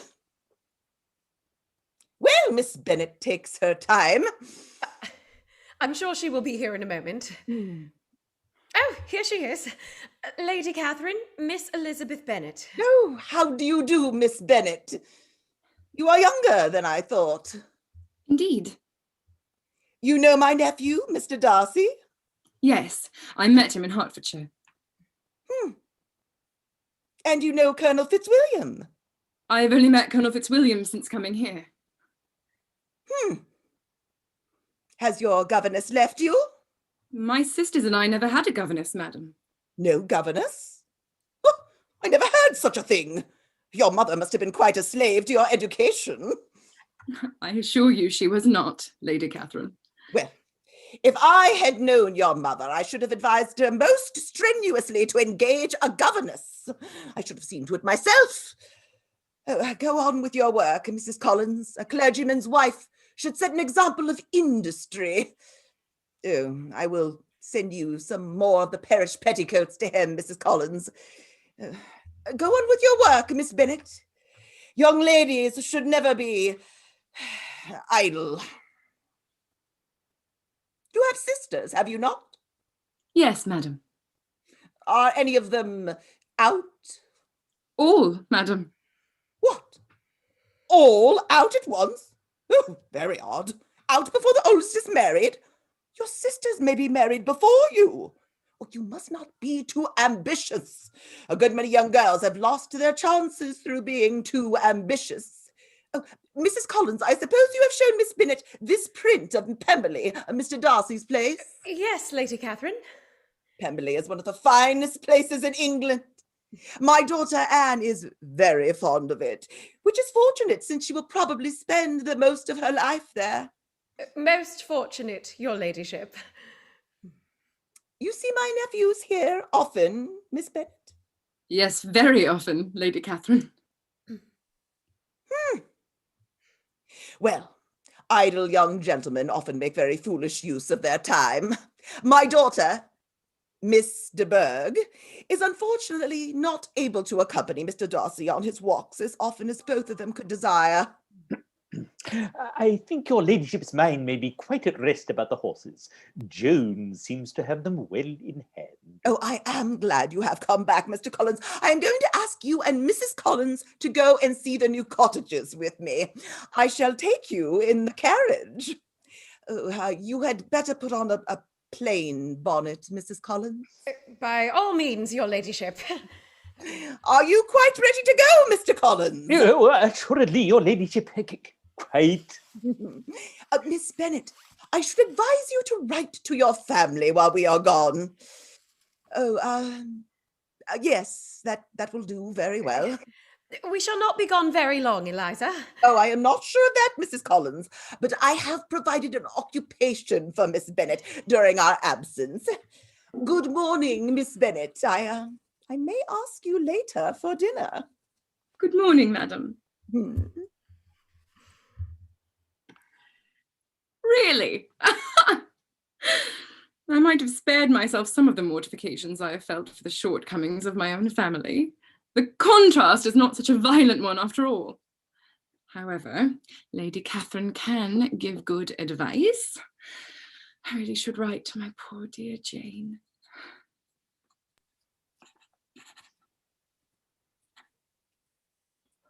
I am here again, Miss Bennet. I saw Mr. and Mrs. Collins drive away with my aunt.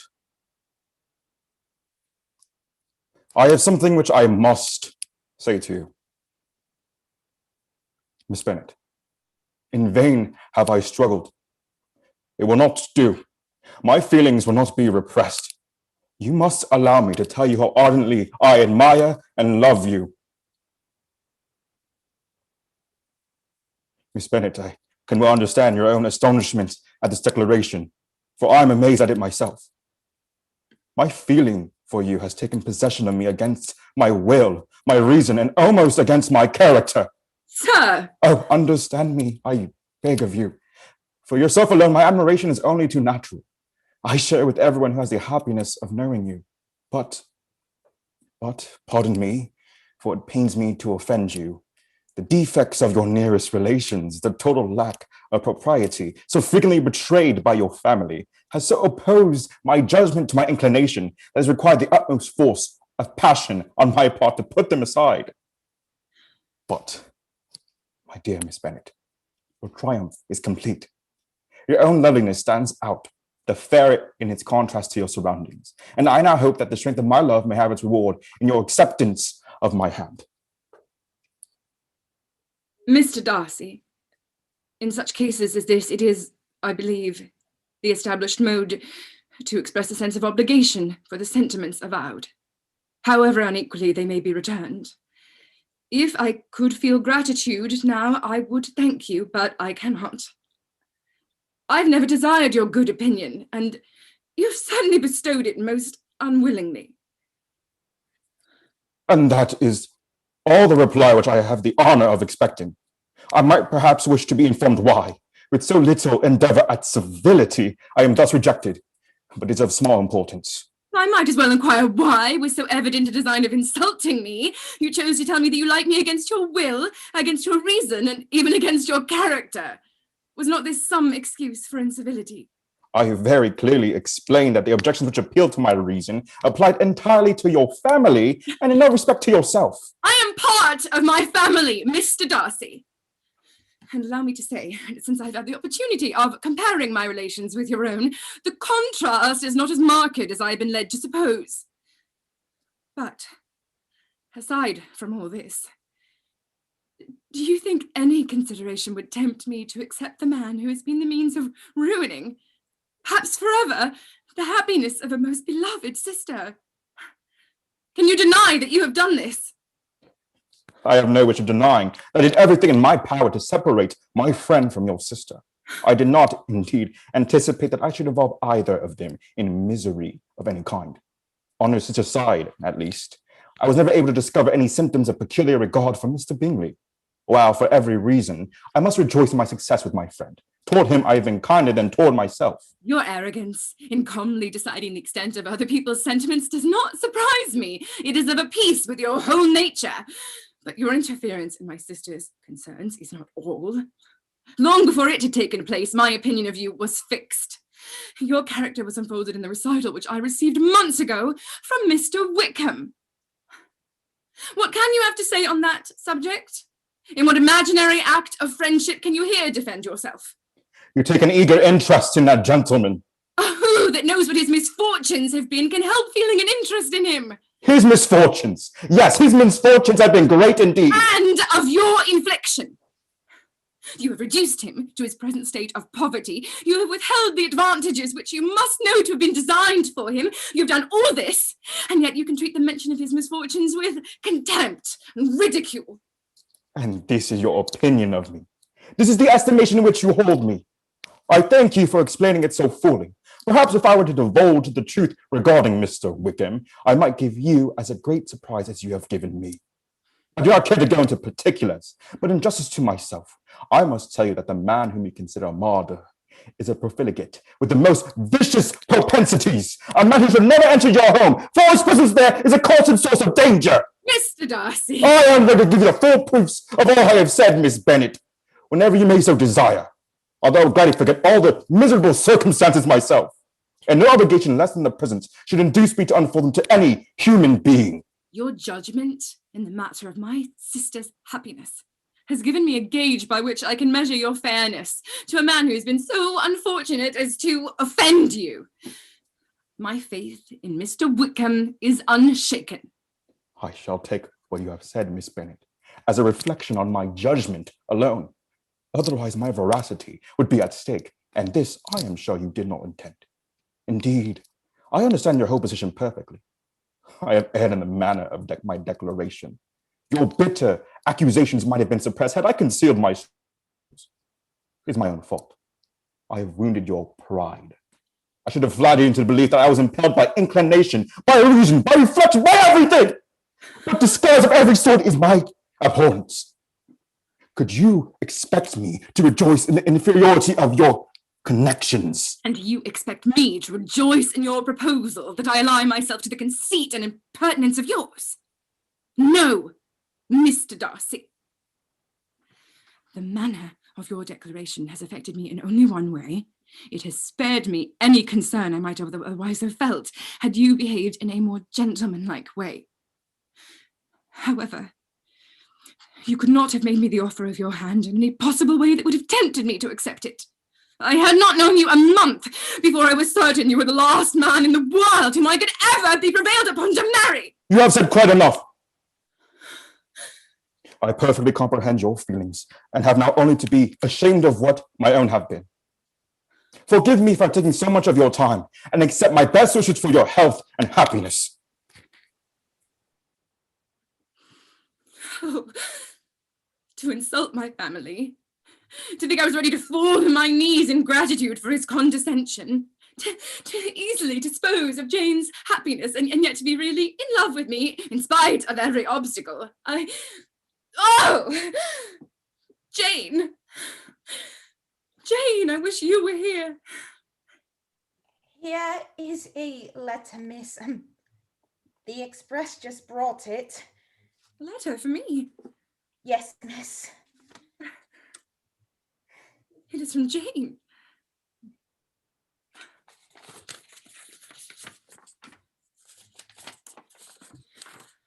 Dearest Lizzie, I have bad news for you and it cannot be delayed. An express came to us last night from Colonel Forster. He told us that Lydia had run away from Brighton with one of his officers. To own the truth, with Wickham. He first thought that they had gone to Scotland, but, oh, Lizzie, it is far worse than that. We know now that Wickham never intended to go there or to marry Lydia at all. Colonel Forster has been here today. He says Wickham is not a man to be trusted. He has left Brighton terribly in debt, and his record is bad in every way. Oh, Lizzie, our distress is very great. My father has gone to London with Colonel Forster instantly to try to discover the fugitives. It is hard to ask you to shorten your visit, but we are in such distress that... Oh, where is the express? I must write. No, I must go. Oh, Lydia and Wickham. I must send someone for a carriage. Martha! The carriage! Oh, Colonel Fitzwilliam, is that you? What is the matter, Miss Bennet? Oh, Colonel Fitzwilliam, the express. Oh, can you get me a carriage? I've just had bad news from home and I must return at once and Mr. Collins is away. Will you be so kind? Oh, certainly, my dear Miss Bennet, of course, but... Darcy, don't wait for me. I can't join you now. Miss Bennet is in distress. Miss Bennet, good God, what is the matter? Well, Miss Bennet has just had bad news from home. She wishes to return and desires a carriage. Do you go for the carriage, Fitzwilliam? Get one from the stables. Go. I will remain with Miss Bennet. Shall I call the maid, Miss Bennet? A glass of wine. Shall I get it for you? You are very ill. No, I thank you. There's nothing the matter with me. I'm quite well. I'm only distressed by some dreadful news I've just received from Longbourn. Oh, I am sorry. Very indeed. I've just had a letter from Jane with such dreadful news. I am grieved, Miss Bennet. Grieved indeed. Mr. Darcy, you were right. If only I believed you and others, but I could not believe it. What is it, my dear Miss Bennet? What has happened? Oh, I cannot tell it. But everyone will know. My sister, Lydia, has eloped. Has thrown herself into the power of Mr. Wickham. She has no money, nothing that could tempt him to... She is lost forever. Good God, Miss Bennet. Your sister and Wickham. Oh, this is my fault. I should have realized this danger. I should have spoken. My own wretched experience with this man should have been told. What do you mean? Mr. Wickham attempted the same plan with my own sister 2 years ago. She was an ignorant, innocent, trusting girl of 15. Happily, his villainy was discovered and prevented, but, oh, I should have told you. Had his character been known, this could not have happened. No, you tried to tell me, Mr. Darcy. Everyone tried to warn me, but I could not believe it, and now it is too late. Too late. Let us hope not. Is what you have told me certain, absolutely certain? Yes, they left Brighton together on Sunday night. And what has been done or attempted to recover your sister? My father has gone to London. He will beg my Uncle Gardiner's assistance, but nothing can be done. How is such a man to be worked on? How is there even to be discovered? I've not the smallest hope. No, it is all horrible. Miss Bennet, I have made a wretched mistake in all this. Would to heaven that anything could be said or done on my part that might give reparation or offer consolation to such distress. Mr. and Mrs. Collins are returning. What would you wish me to do? I do not know. I do not know. You really wish to return home at once? Yes. Yes, at once. Take me home, Mr. Darcy. Take me home.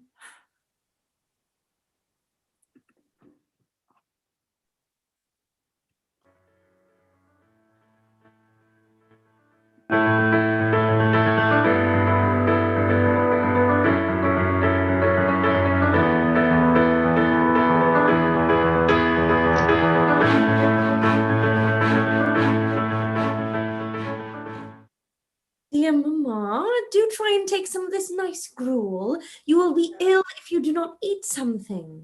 Yes, do, I beg of you, madam. Now that you are once more in the air, if you will only take some food, you will feel much better. How can I feel better? I must be ill. It is all very well for the rest of you, now that this disgrace has been brought upon me. If I could have gone to Brighton with all my family, this would never have happened. But poor dear Lydia had nobody to take care of her. Oh, that villainous Wickham! I am sure there was some great neglect or other somewhere, for Lydia is not the kind of girl to run away with a man. Poor Lydia! Poor dear child! Oh, Mamma, try to be calm.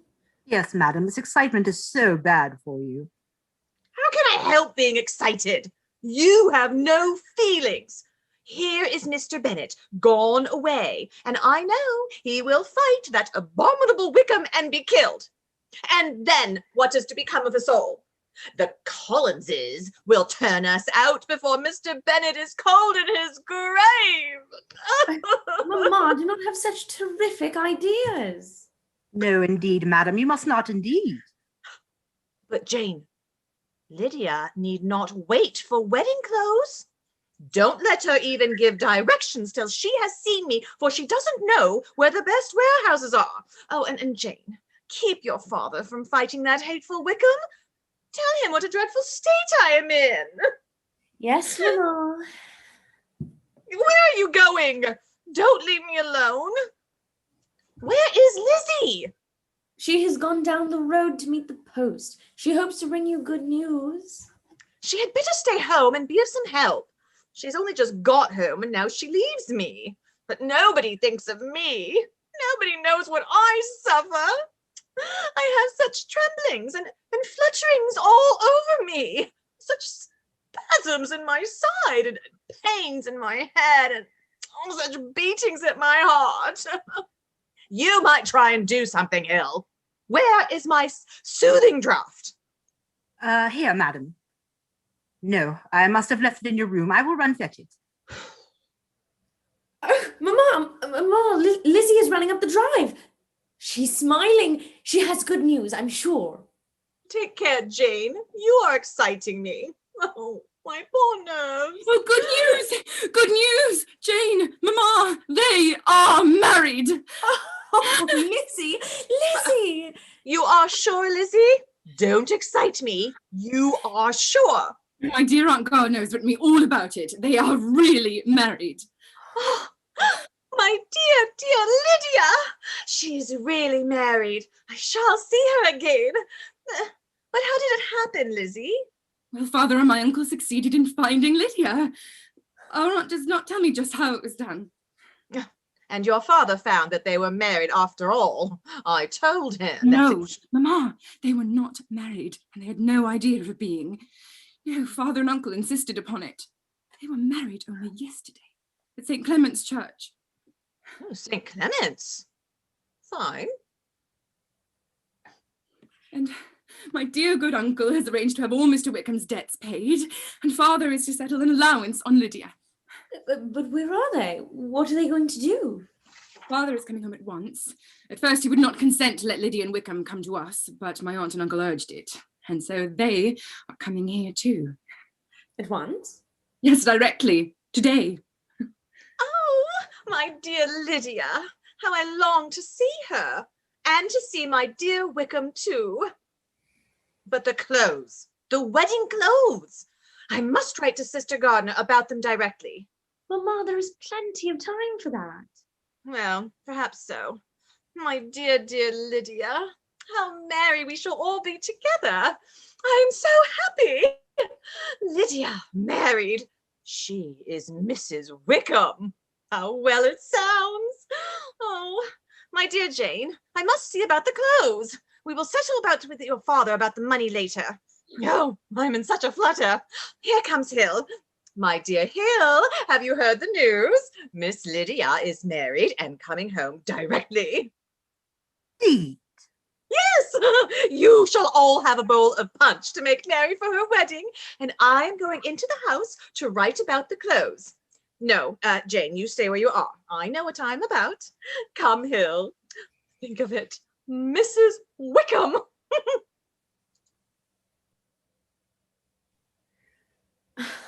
Oh, Lizzie, how relieved and happy we should be. Is not it wonderful? Are you sure it's true? Have you told us all? Yes, Jane, it is true.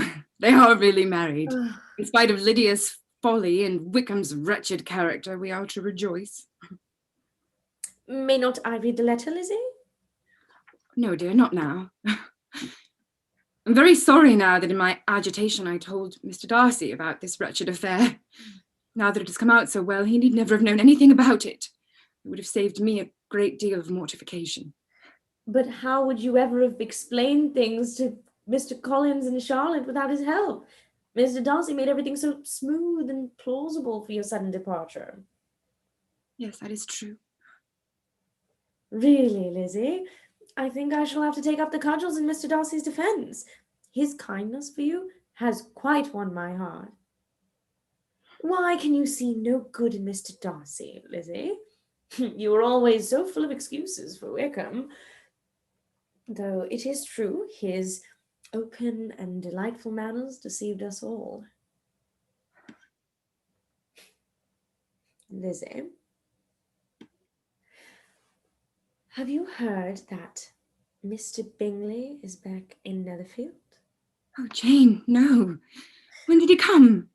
Have you seen him? Oh, no, I hardly expect to see him. Yes, you will, if he has returned.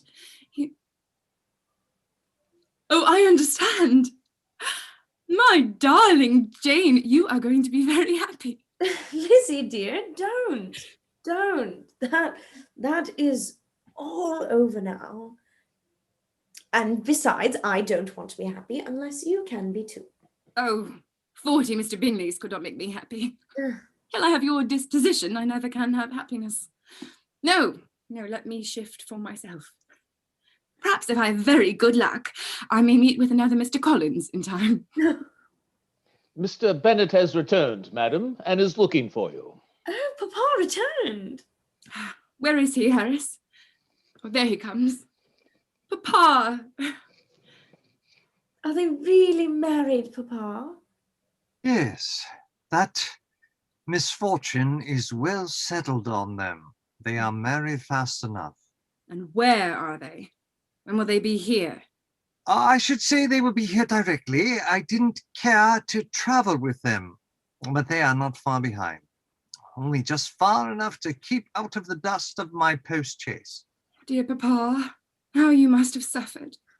Say nothing of that. Who should suffer but myself? It is my own doing, and I ought to feel it. You must not be too severe upon yourself. You very, very well warned me against such an evil. No, Lizzie. Let me once in my life feel how much I have been to blame. The impression will pass away soon enough. Papa, how did you persuade them to marry? Oh, I didn't persuade them. I haven't the means. It's all your uncle's doing. He managed to buy Wickham for us. Oh, dear good uncle. But there are two things that I very much want to know. One is how much money your uncle has laid down to bring it about, and the other is how I am ever to pay him. But my uncle did not do it all. My Aunt Gardiner has written to me that you are to give Lydia an allowance. Yes, 100 a year.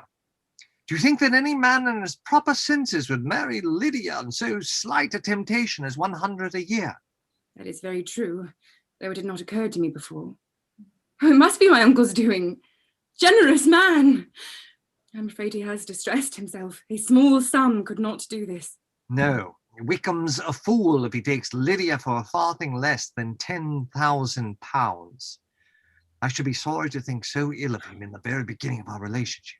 £10,000! Heaven forbid. How is one half such a sum to be repaid? That is what I should like to know. You come back from Wickham. Surely I hear voices. Why, they have come. There are Lydia and Wickham. I will go to the library. I shall receive their congratulations later. You know, I'm prodigiously fond of Wickham, Lizzie. I defy even Sir William Lucas himself to produce a more valuable son-in-law. Well, Jane, well, Lizzie, here we are. My sister, Jane. My sister, Elizabeth. Good gracious, here I am again. I am sure I had no thought of being married when I went away, though I thought it would be great fun if I was. Why don't you take the boxes in, Harris? Oh, Wickham, have you seen my pink flowered bandbox? No, it's not here. Oh, Wickham, do go fetch it. You know, 'tis the box with the white satin hat for you bought for me. I wouldn't lose it for the world. Go. Certainly, my dear. You see how eagerly I embrace my new opportunities.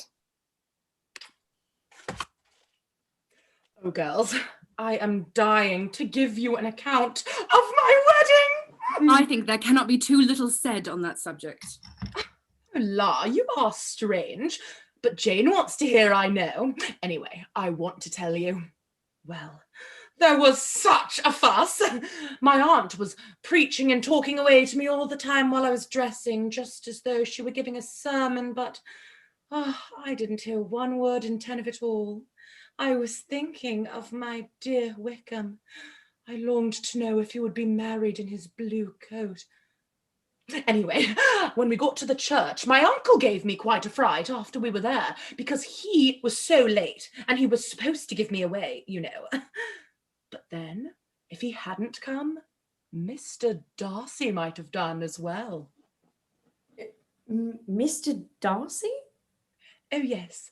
Darcy was there. He came along with Wickham. Oh, but gracious me! I quite forgot. I ought not to have said a word about it. I promised them as faithfully. What will Wickham say? It was to have been such a secret. If it was to be a secret, Lydia, say not another word on the subject. We shall ask you no questions.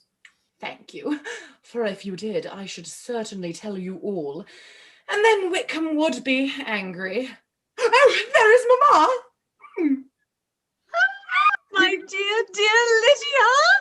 Oh, and my dear Wickham! Oh, Mamma, are you not glad to see us? Do all the people hereabouts know that I am married? I feared they might not, and so I just let my hand rest on the window frame outside the carriage so that everybody could see my wedding ring. And then I bowed and I smiled like everything. You may be sure, my dear, that everybody will rejoice with us in our good luck. Your marriage is a great compensation to me after all my disappointment about Jane and Lizzie.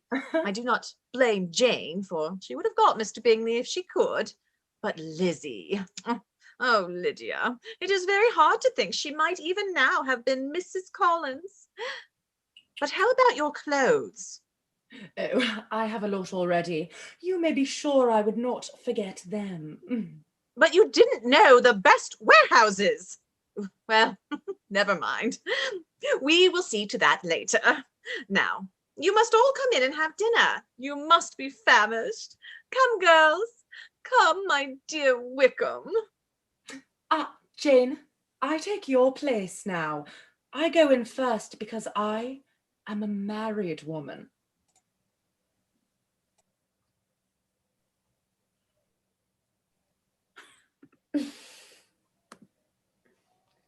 Will not you come into the house, madam?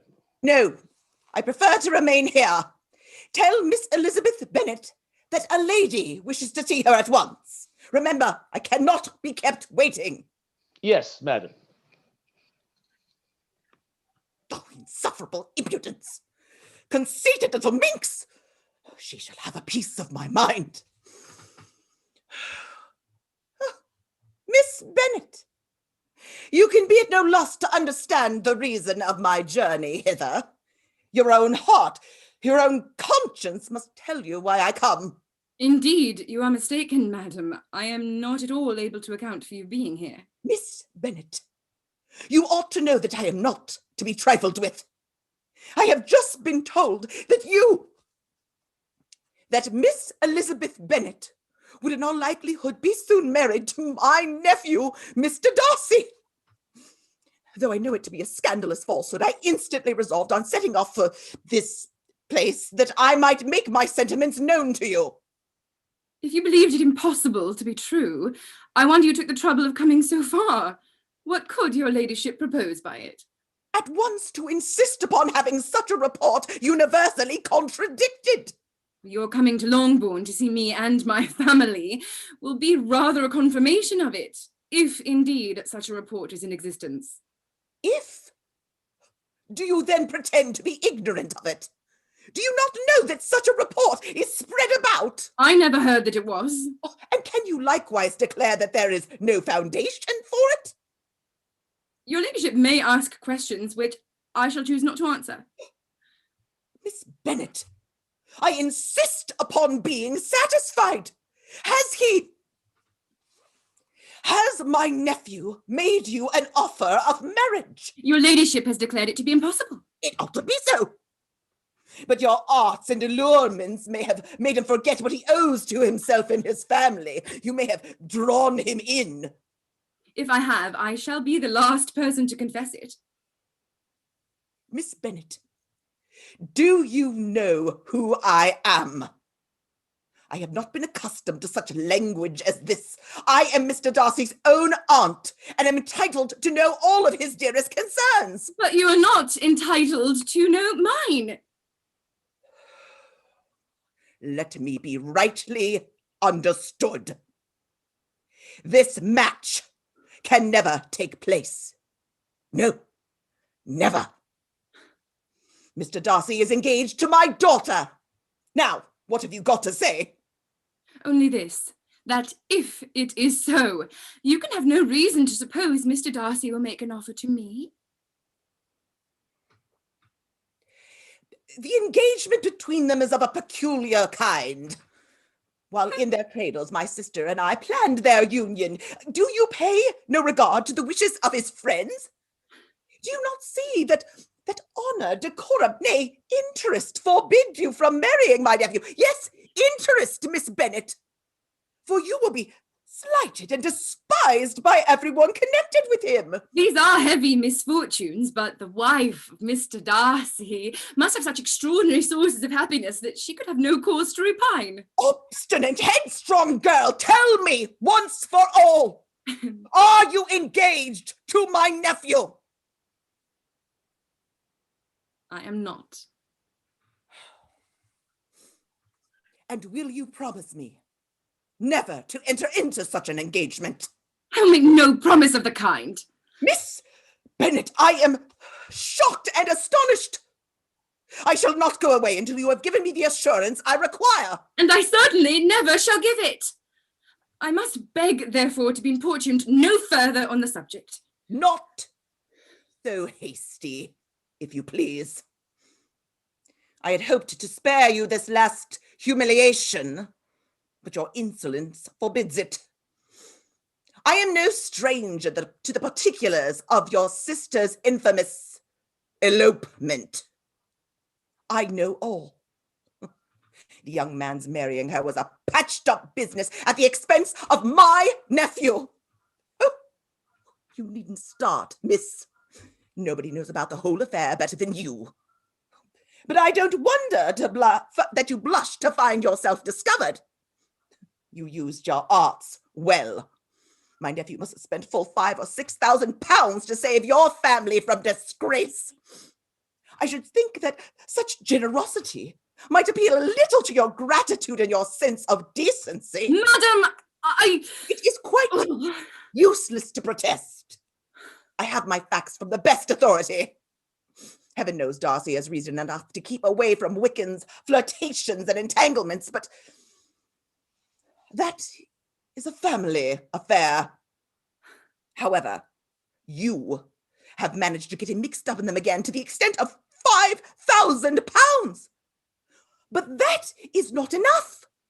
You want to make this shameless girl my nephew's sister, and the son of his father Stuart his brother. Heaven and earth, are the shades of Pemberley to be thus polluted? Madam, you have insulted me in every possible manner. I must beg to return to the house. This is beyond endurance. Selfish girl. You are then resolved to have him? Lady Catherine, I have nothing further to say. Very well.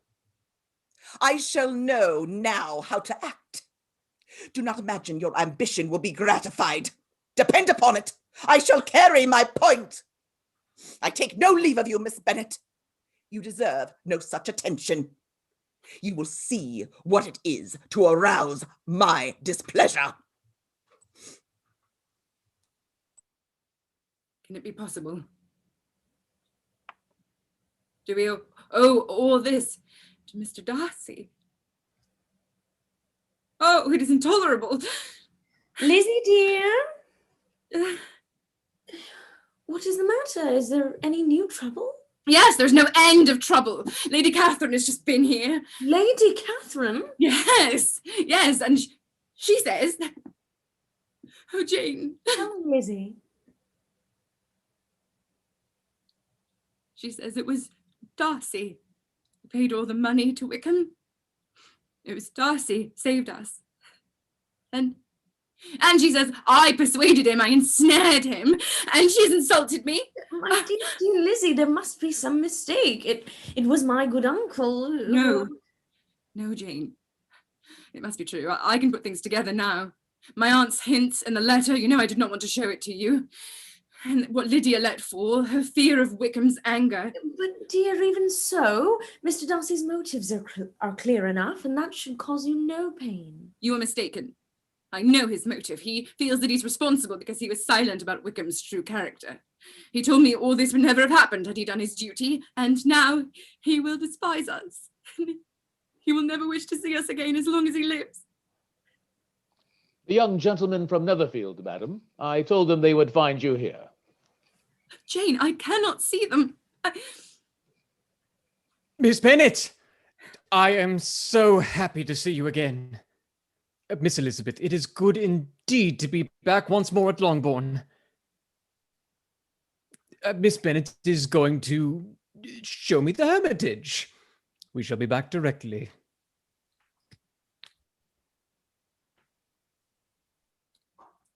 Miss Bennet, believe me, I should not have followed my friend. I only expected to ride with him to the lodge, but I met my aunt coming away from here.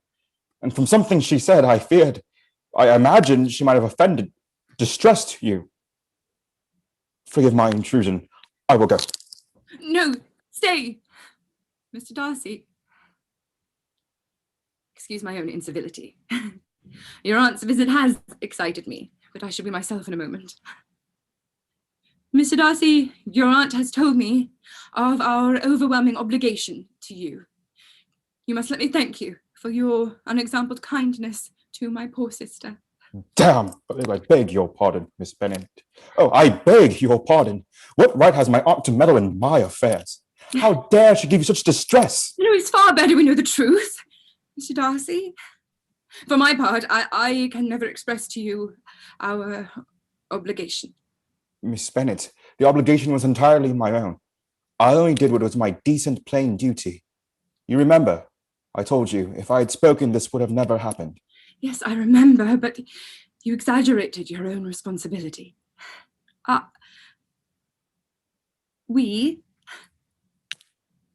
course, my father will see you about your loan to us. I would not have Lady Catherine think... Oh, I will settle matters with Lady Catherine.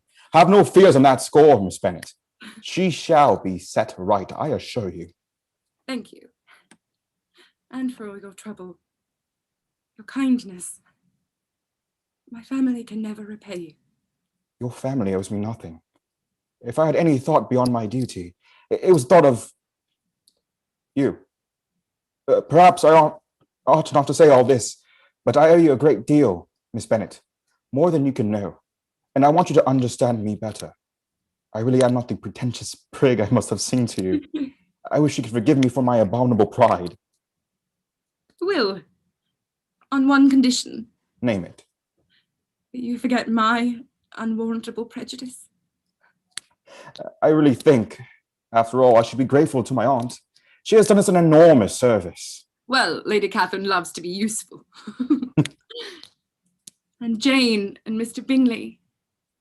Is that by your permission?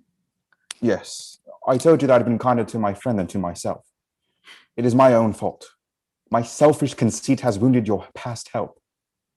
Every sentiment of your nature has felt it, seen it.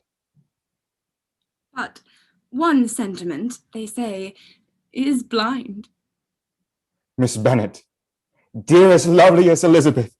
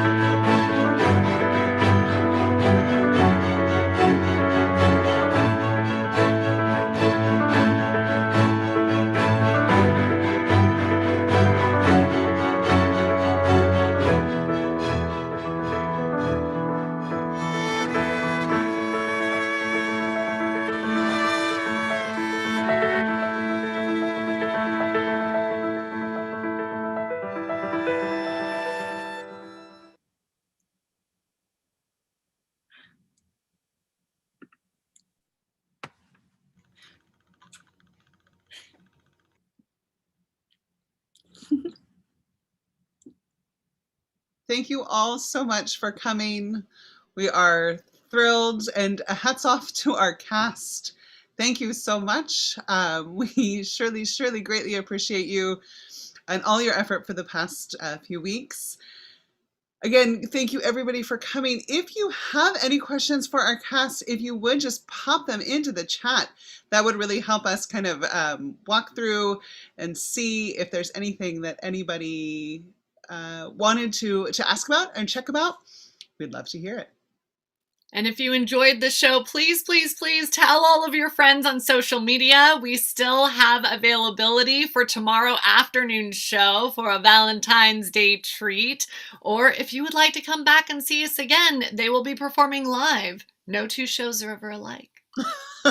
And anything can happen in the Zoom world. Yeah. So we do have a question from Anne. You guys, what made you want to be a part of this, you actors? And you guys can really pretty much just jump on. Whoever speaks first gets the. I'm an Austen file, so I love it. I'll do any Jane Austen thing. I'm only in it for the money. Pride or Prejudice, my 90-year-old mother's favorite book. I've been reading it since I was 13. I'm a mother of 3 very young children. They're 5, 3, and 2, and I've missed performing so much. And when I saw that Silicon Valley Shakespeare was doing this, and South Bay Musical Theatre was doing this production, and that we're all going to do it from home, I thought, yes, I can participate.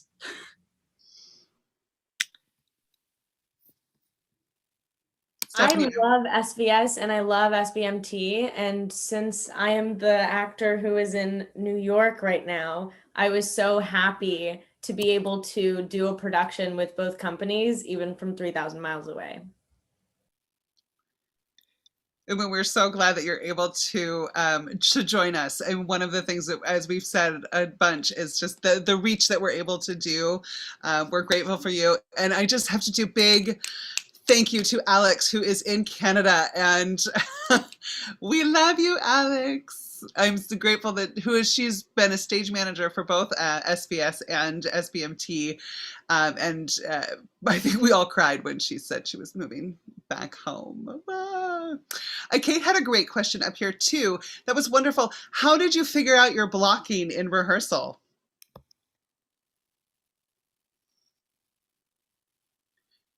I will say one of the notes Melissa had to give early on was that we needed to do much more face acting because we're all reading our scripts. There wasn't time to truly memorize this, of course, but and we're staring at a tiny little black dot instead of at the actual screen. And so there's a lot of trying to figure out how we shall make our faces act at their utmost. This goes along with that blocking question, but Kristen would like to know how you as actors approach that last scene, probably Melissa too, but Darcy and Elizabeth, when it is clearly supposed to be the big kiss moment. You want me to answer from a director's standpoint camera first? there. And then, okay, yeah. So after reading the script, we realized that the ends of each act actually really needed a blackout, which we can't do on Zoom, especially if everyone turns their cameras off. Then you, the viewer, your name will flash up on the screen in a very incongruous way. So we kind of figured we needed some sort of transition slide to kind of imitate a blackout situation. For the very end, we decided to kind of take it down, right? Let it be a kind of a sweet moment of connection rather than a physicalizing of it. So they both kind of look at the camera, which gives this idea that they're looking at each other or into your soul, perhaps, and then demurely looking down and away. And then we went to a blackout to kind of, so we changed the intention, I think, a little bit to try and work with the Zoom limitations. Stephanie Ann, did you have something to add? It's also the first time in our version that we decided to have them laugh together. And, Elizabeth loves to laugh, and the two of them have been at such odds. And so the little giggles that they exchange in that scene, we hoped would be very intimate and would suggest a total turnaround and closeness for them.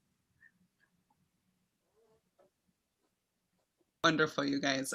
Gloria had a great question. What were some of the difficulties putting on a socially distanced play? Oh, the list is long. Time difference. Poor Uma. It can be a little hard to know where to put your focus because when you're an actor, you want to be with your scene partner, you want to be paying attention to your scene partner, but then of course we're also dealing with the fact that we're trying to make sure we're framed up correctly in the camera, we're not like this or like this, and so that can be kind of difficult trying to really authentically connect with your scene partner when you also have to deal with the fact that it's a computer. But if you can, the times when we can just sort of look at each other and talk to each other, then it really does sort of feel like that sort of normal actor experience. But they definitely, you have to work towards that because it's kind of hard. Yeah, writing on that, and also going back to blocking, I've chose different locations for where each person is. So if I'm talking to Mrs. Bennet, then I'm talking to her straightforward. If I'm talking to Jane, she is slightly to my right.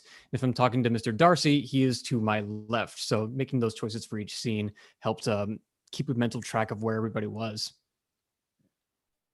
I find entrances in particular can be a bit tricky, especially if they're sudden entrances. For instance, here, click, I'm about to press.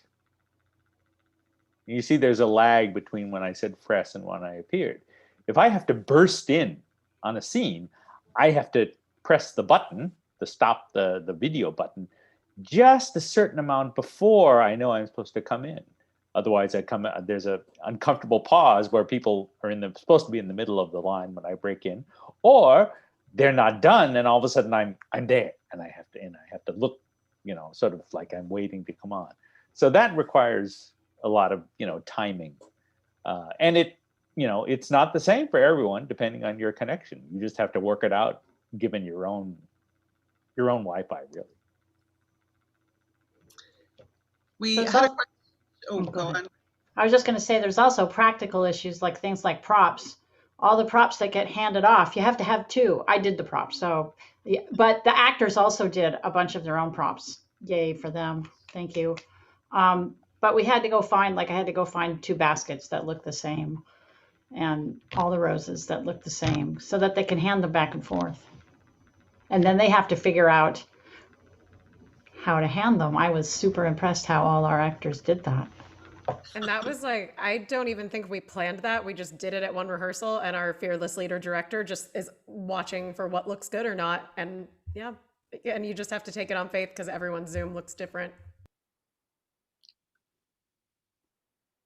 The tech setups for everybody is quite, when you take away the backgrounds, it is, there's green screens, there's tables, there's props, everything's kind of set up. We should do it for a second for anyone who's not unwilling to show their random craziness. To be ugly. So there's 2 questions in the Zoom that were great. Where did you draw your inspiration from your characters? The book, one of the movies. I've been reading the book in English, but I'm a theater kid at heart, so this was my preferred way to see this. So where, those of you in the cast, how, was there a specific format that you prefer to draw your inspiration from? Stumped him. Oh, I'm reading the book Longbourn by Joe Baker right now, I think on recommendation of Kristen, who's in the audience. And it talks a lot about the really like practical day-to-day aspects of Pride and Prejudice and Regency life. And something about that just very like detailed, here's what daily life was like, has been really useful for me for such a pragmatic character, I think.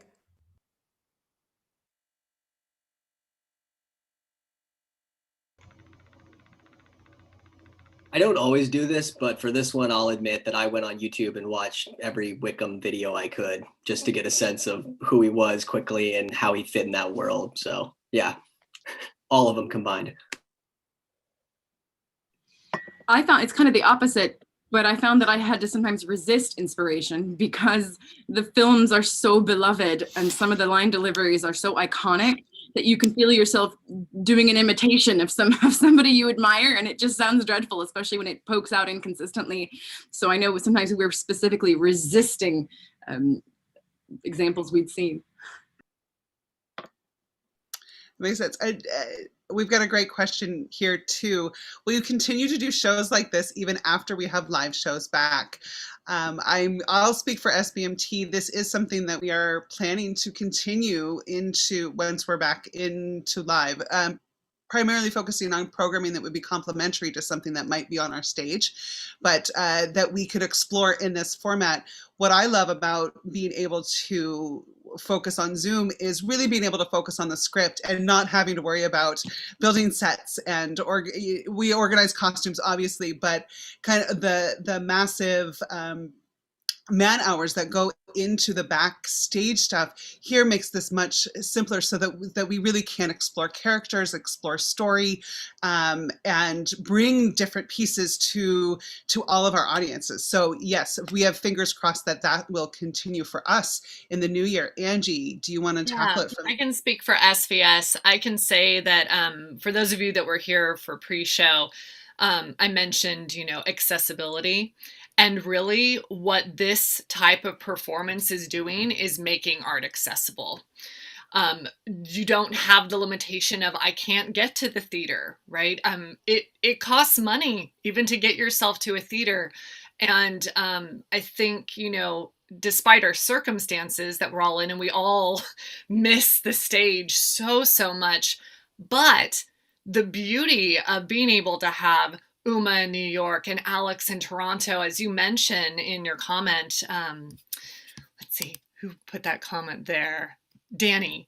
I appreciate that you recognize this because that is the beauty of being online. So although we don't have that face-to-face experience, we're still able to broaden our net, and our theater family, our community circle can be that much wider.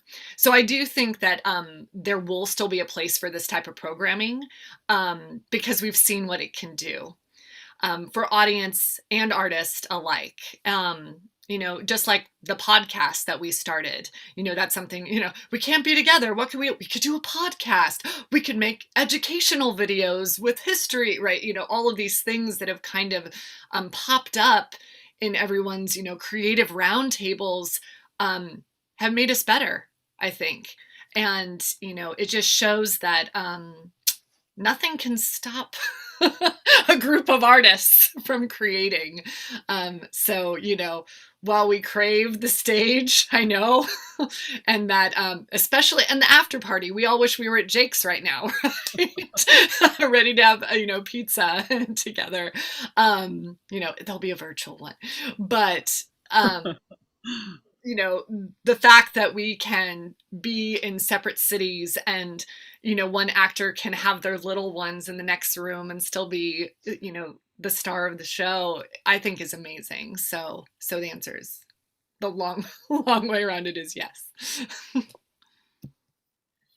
We had a question from YouTube that I've already just forgotten. This was a very different version of Pride and Prejudice that I've seen or reading the book. Was this written for the stage or was it written to be a virtual play? So this is written for the stage. It is an older version of the script as it was in public domain. So we were very fortunate. I actually had a good friend pass this script to me saying, hey, I think you might like this, knowing that we do classics and that we love Austen, and we were slated to do Sense and Sensibility in 2020 on the SVS stage. So this specific version was picked because it is in public domain. If we did another version, some of you, if you're an SVS longtime audience member, will know we did a different version of Pride and Prejudice in 2014 on our main stage.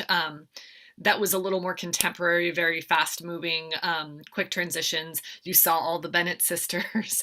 But this one, I think, we were very fortunate that our dramaturge, Dal Picado, was able to take it and keep all of the salient points and, meat of the scenes and kind of trim down any extraneous dialogue that would make it not palatable for a Zoom time frame. So a big round of applause to Dal. I saw during the show a few comments to the panelists of how great the cutting was. You can thank her for that. And Courtney's got a great question too. How did you approach characterization with everybody sitting down in front of a screen? I know emphasizing facial expressions was mentioned. I'm also interested in how creating gestures or connecting with other characters or interacting with personal props differed from a stage production. I'm actually standing. I think some of us prefer standing for these. I'm impressed with my castmates who are sitting, because it is hard to get that feeling if you're sitting. But yeah. I don't know. One of my professors always said I acted from the neck up, so I thought this was a good opportunity to prove him right. It's not something that wouldn't be true in a stage production, but I don't know if you noticed, our costumer, Christina, very cleverly, she wanted to establish that Jane and Elizabeth were especially close. So that's why, although they're different, we have similar base colors, similar cool tones on top, similar white hair ribbons, so that when we're together, we just seem like we're two peas in a pod. That was an intentional visual choice. Try to think of some more. Thank you. Yeah, I'm also sitting down as well. And the problem, the reason I do that is because, yeah, if I stand up, I'll tend to move around more. And even if it's within the frame, it's not really something that you should do in a situation like this, where it's mostly from the shoulder up. If you're going like this and this, and there's no sense of your bottom half and whatever you may be doing, it's just distracting to the audience. So it's better for you to stay centered. You can look to the side, but in a way, it is not the same as a fully physical performance that is just shown from the shoulders up. It has to be a little more static in that regard. I mean, you use your head more, but everything else has to be within a kind of frame.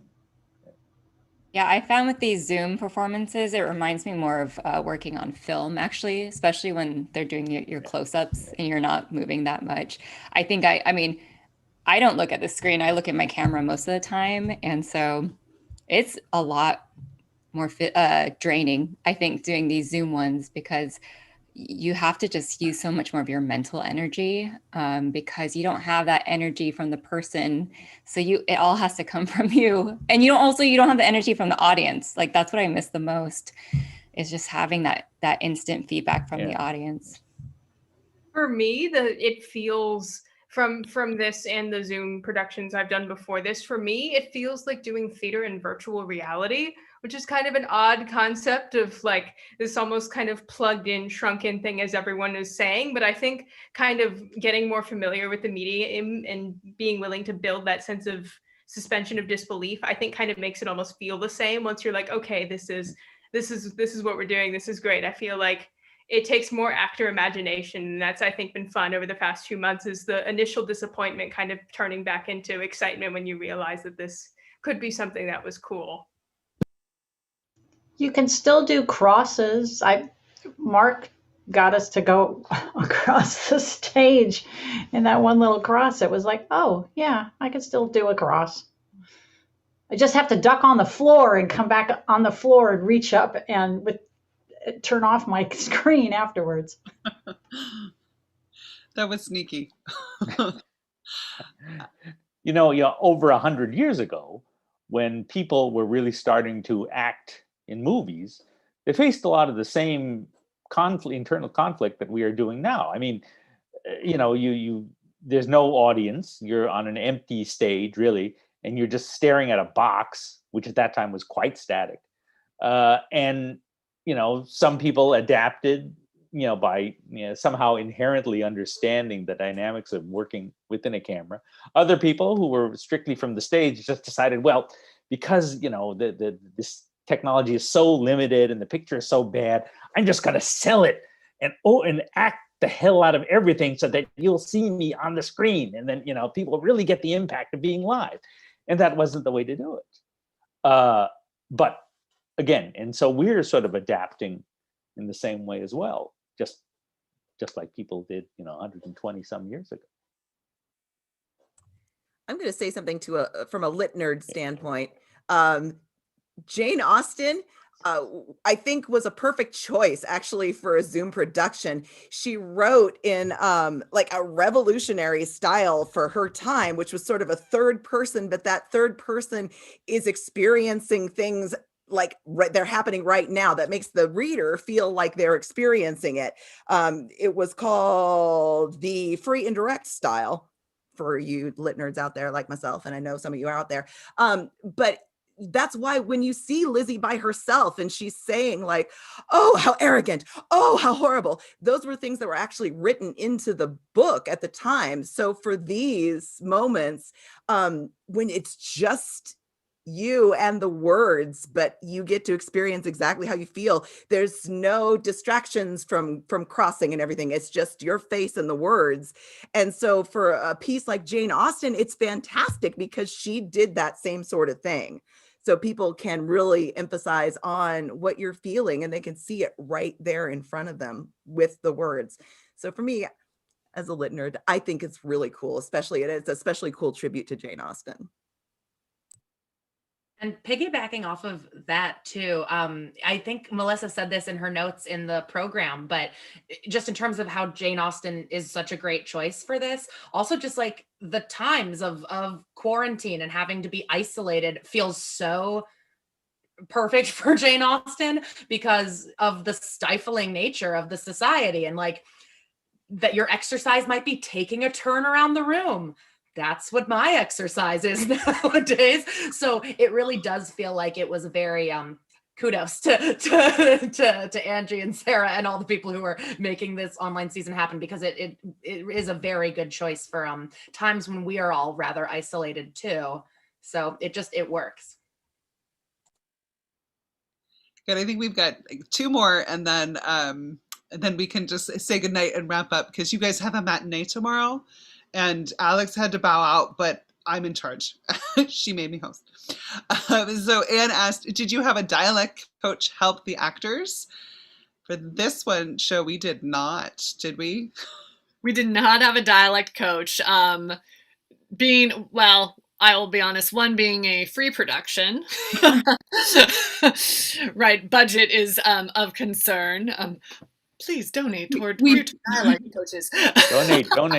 But we did have the cast was given some standard British dialect RP tracks to listen to, and we had Doll, our dramaturge, listening, and as well as Melissa, our director, is quite good at RP as well. So the actors were given notes. Yeah. We also freely passed around what's known among actors as the ask list, which are the words that Americans most struggle with. So we did try our very best to get that ah sound. I feel like everyone came in with a pretty solid base, though. I didn't feel like we needed a whole lot of dialect coaching. I feel like we started out pretty strong, which is super great. I think a lot of us have done a number of productions where we've had to use RP. Very I was going to say, I'd venture this is a group of people that does a lot of classic and British-inspired shows. Yep. It is one of the more common accents that is asked of actors. So I think this will be our last question of the night, and we'll say goodnight. Linda asks, when do you think you'll be able to do live performances again? As soon as we can is kind of the best answer that we've got. Unfortunately, right now, we just don't know. Work is happening with the hope and intention that there'll be something. And until then, though, we are here and we will keep creating and keep connecting on this platform and in this way. And we're so thankful that you are here. Just humbled at this cast and the talent that you're sharing, and appreciative of all of the effort. Melissa, you are a genius, and grateful in all sorts of ways. Angie, do you have anything to wrap us up for the evening? Just a huge thank you from all of our theater family to all of you. Thank you for supporting us. We couldn't be where we are without you. So please, please tell your friends, support SBMT and SVS. Stay safe, everyone. Have a great night. We're doing it again tomorrow. Don't forget.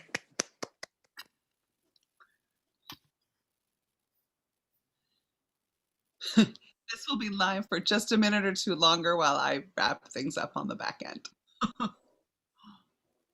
Good night, you two.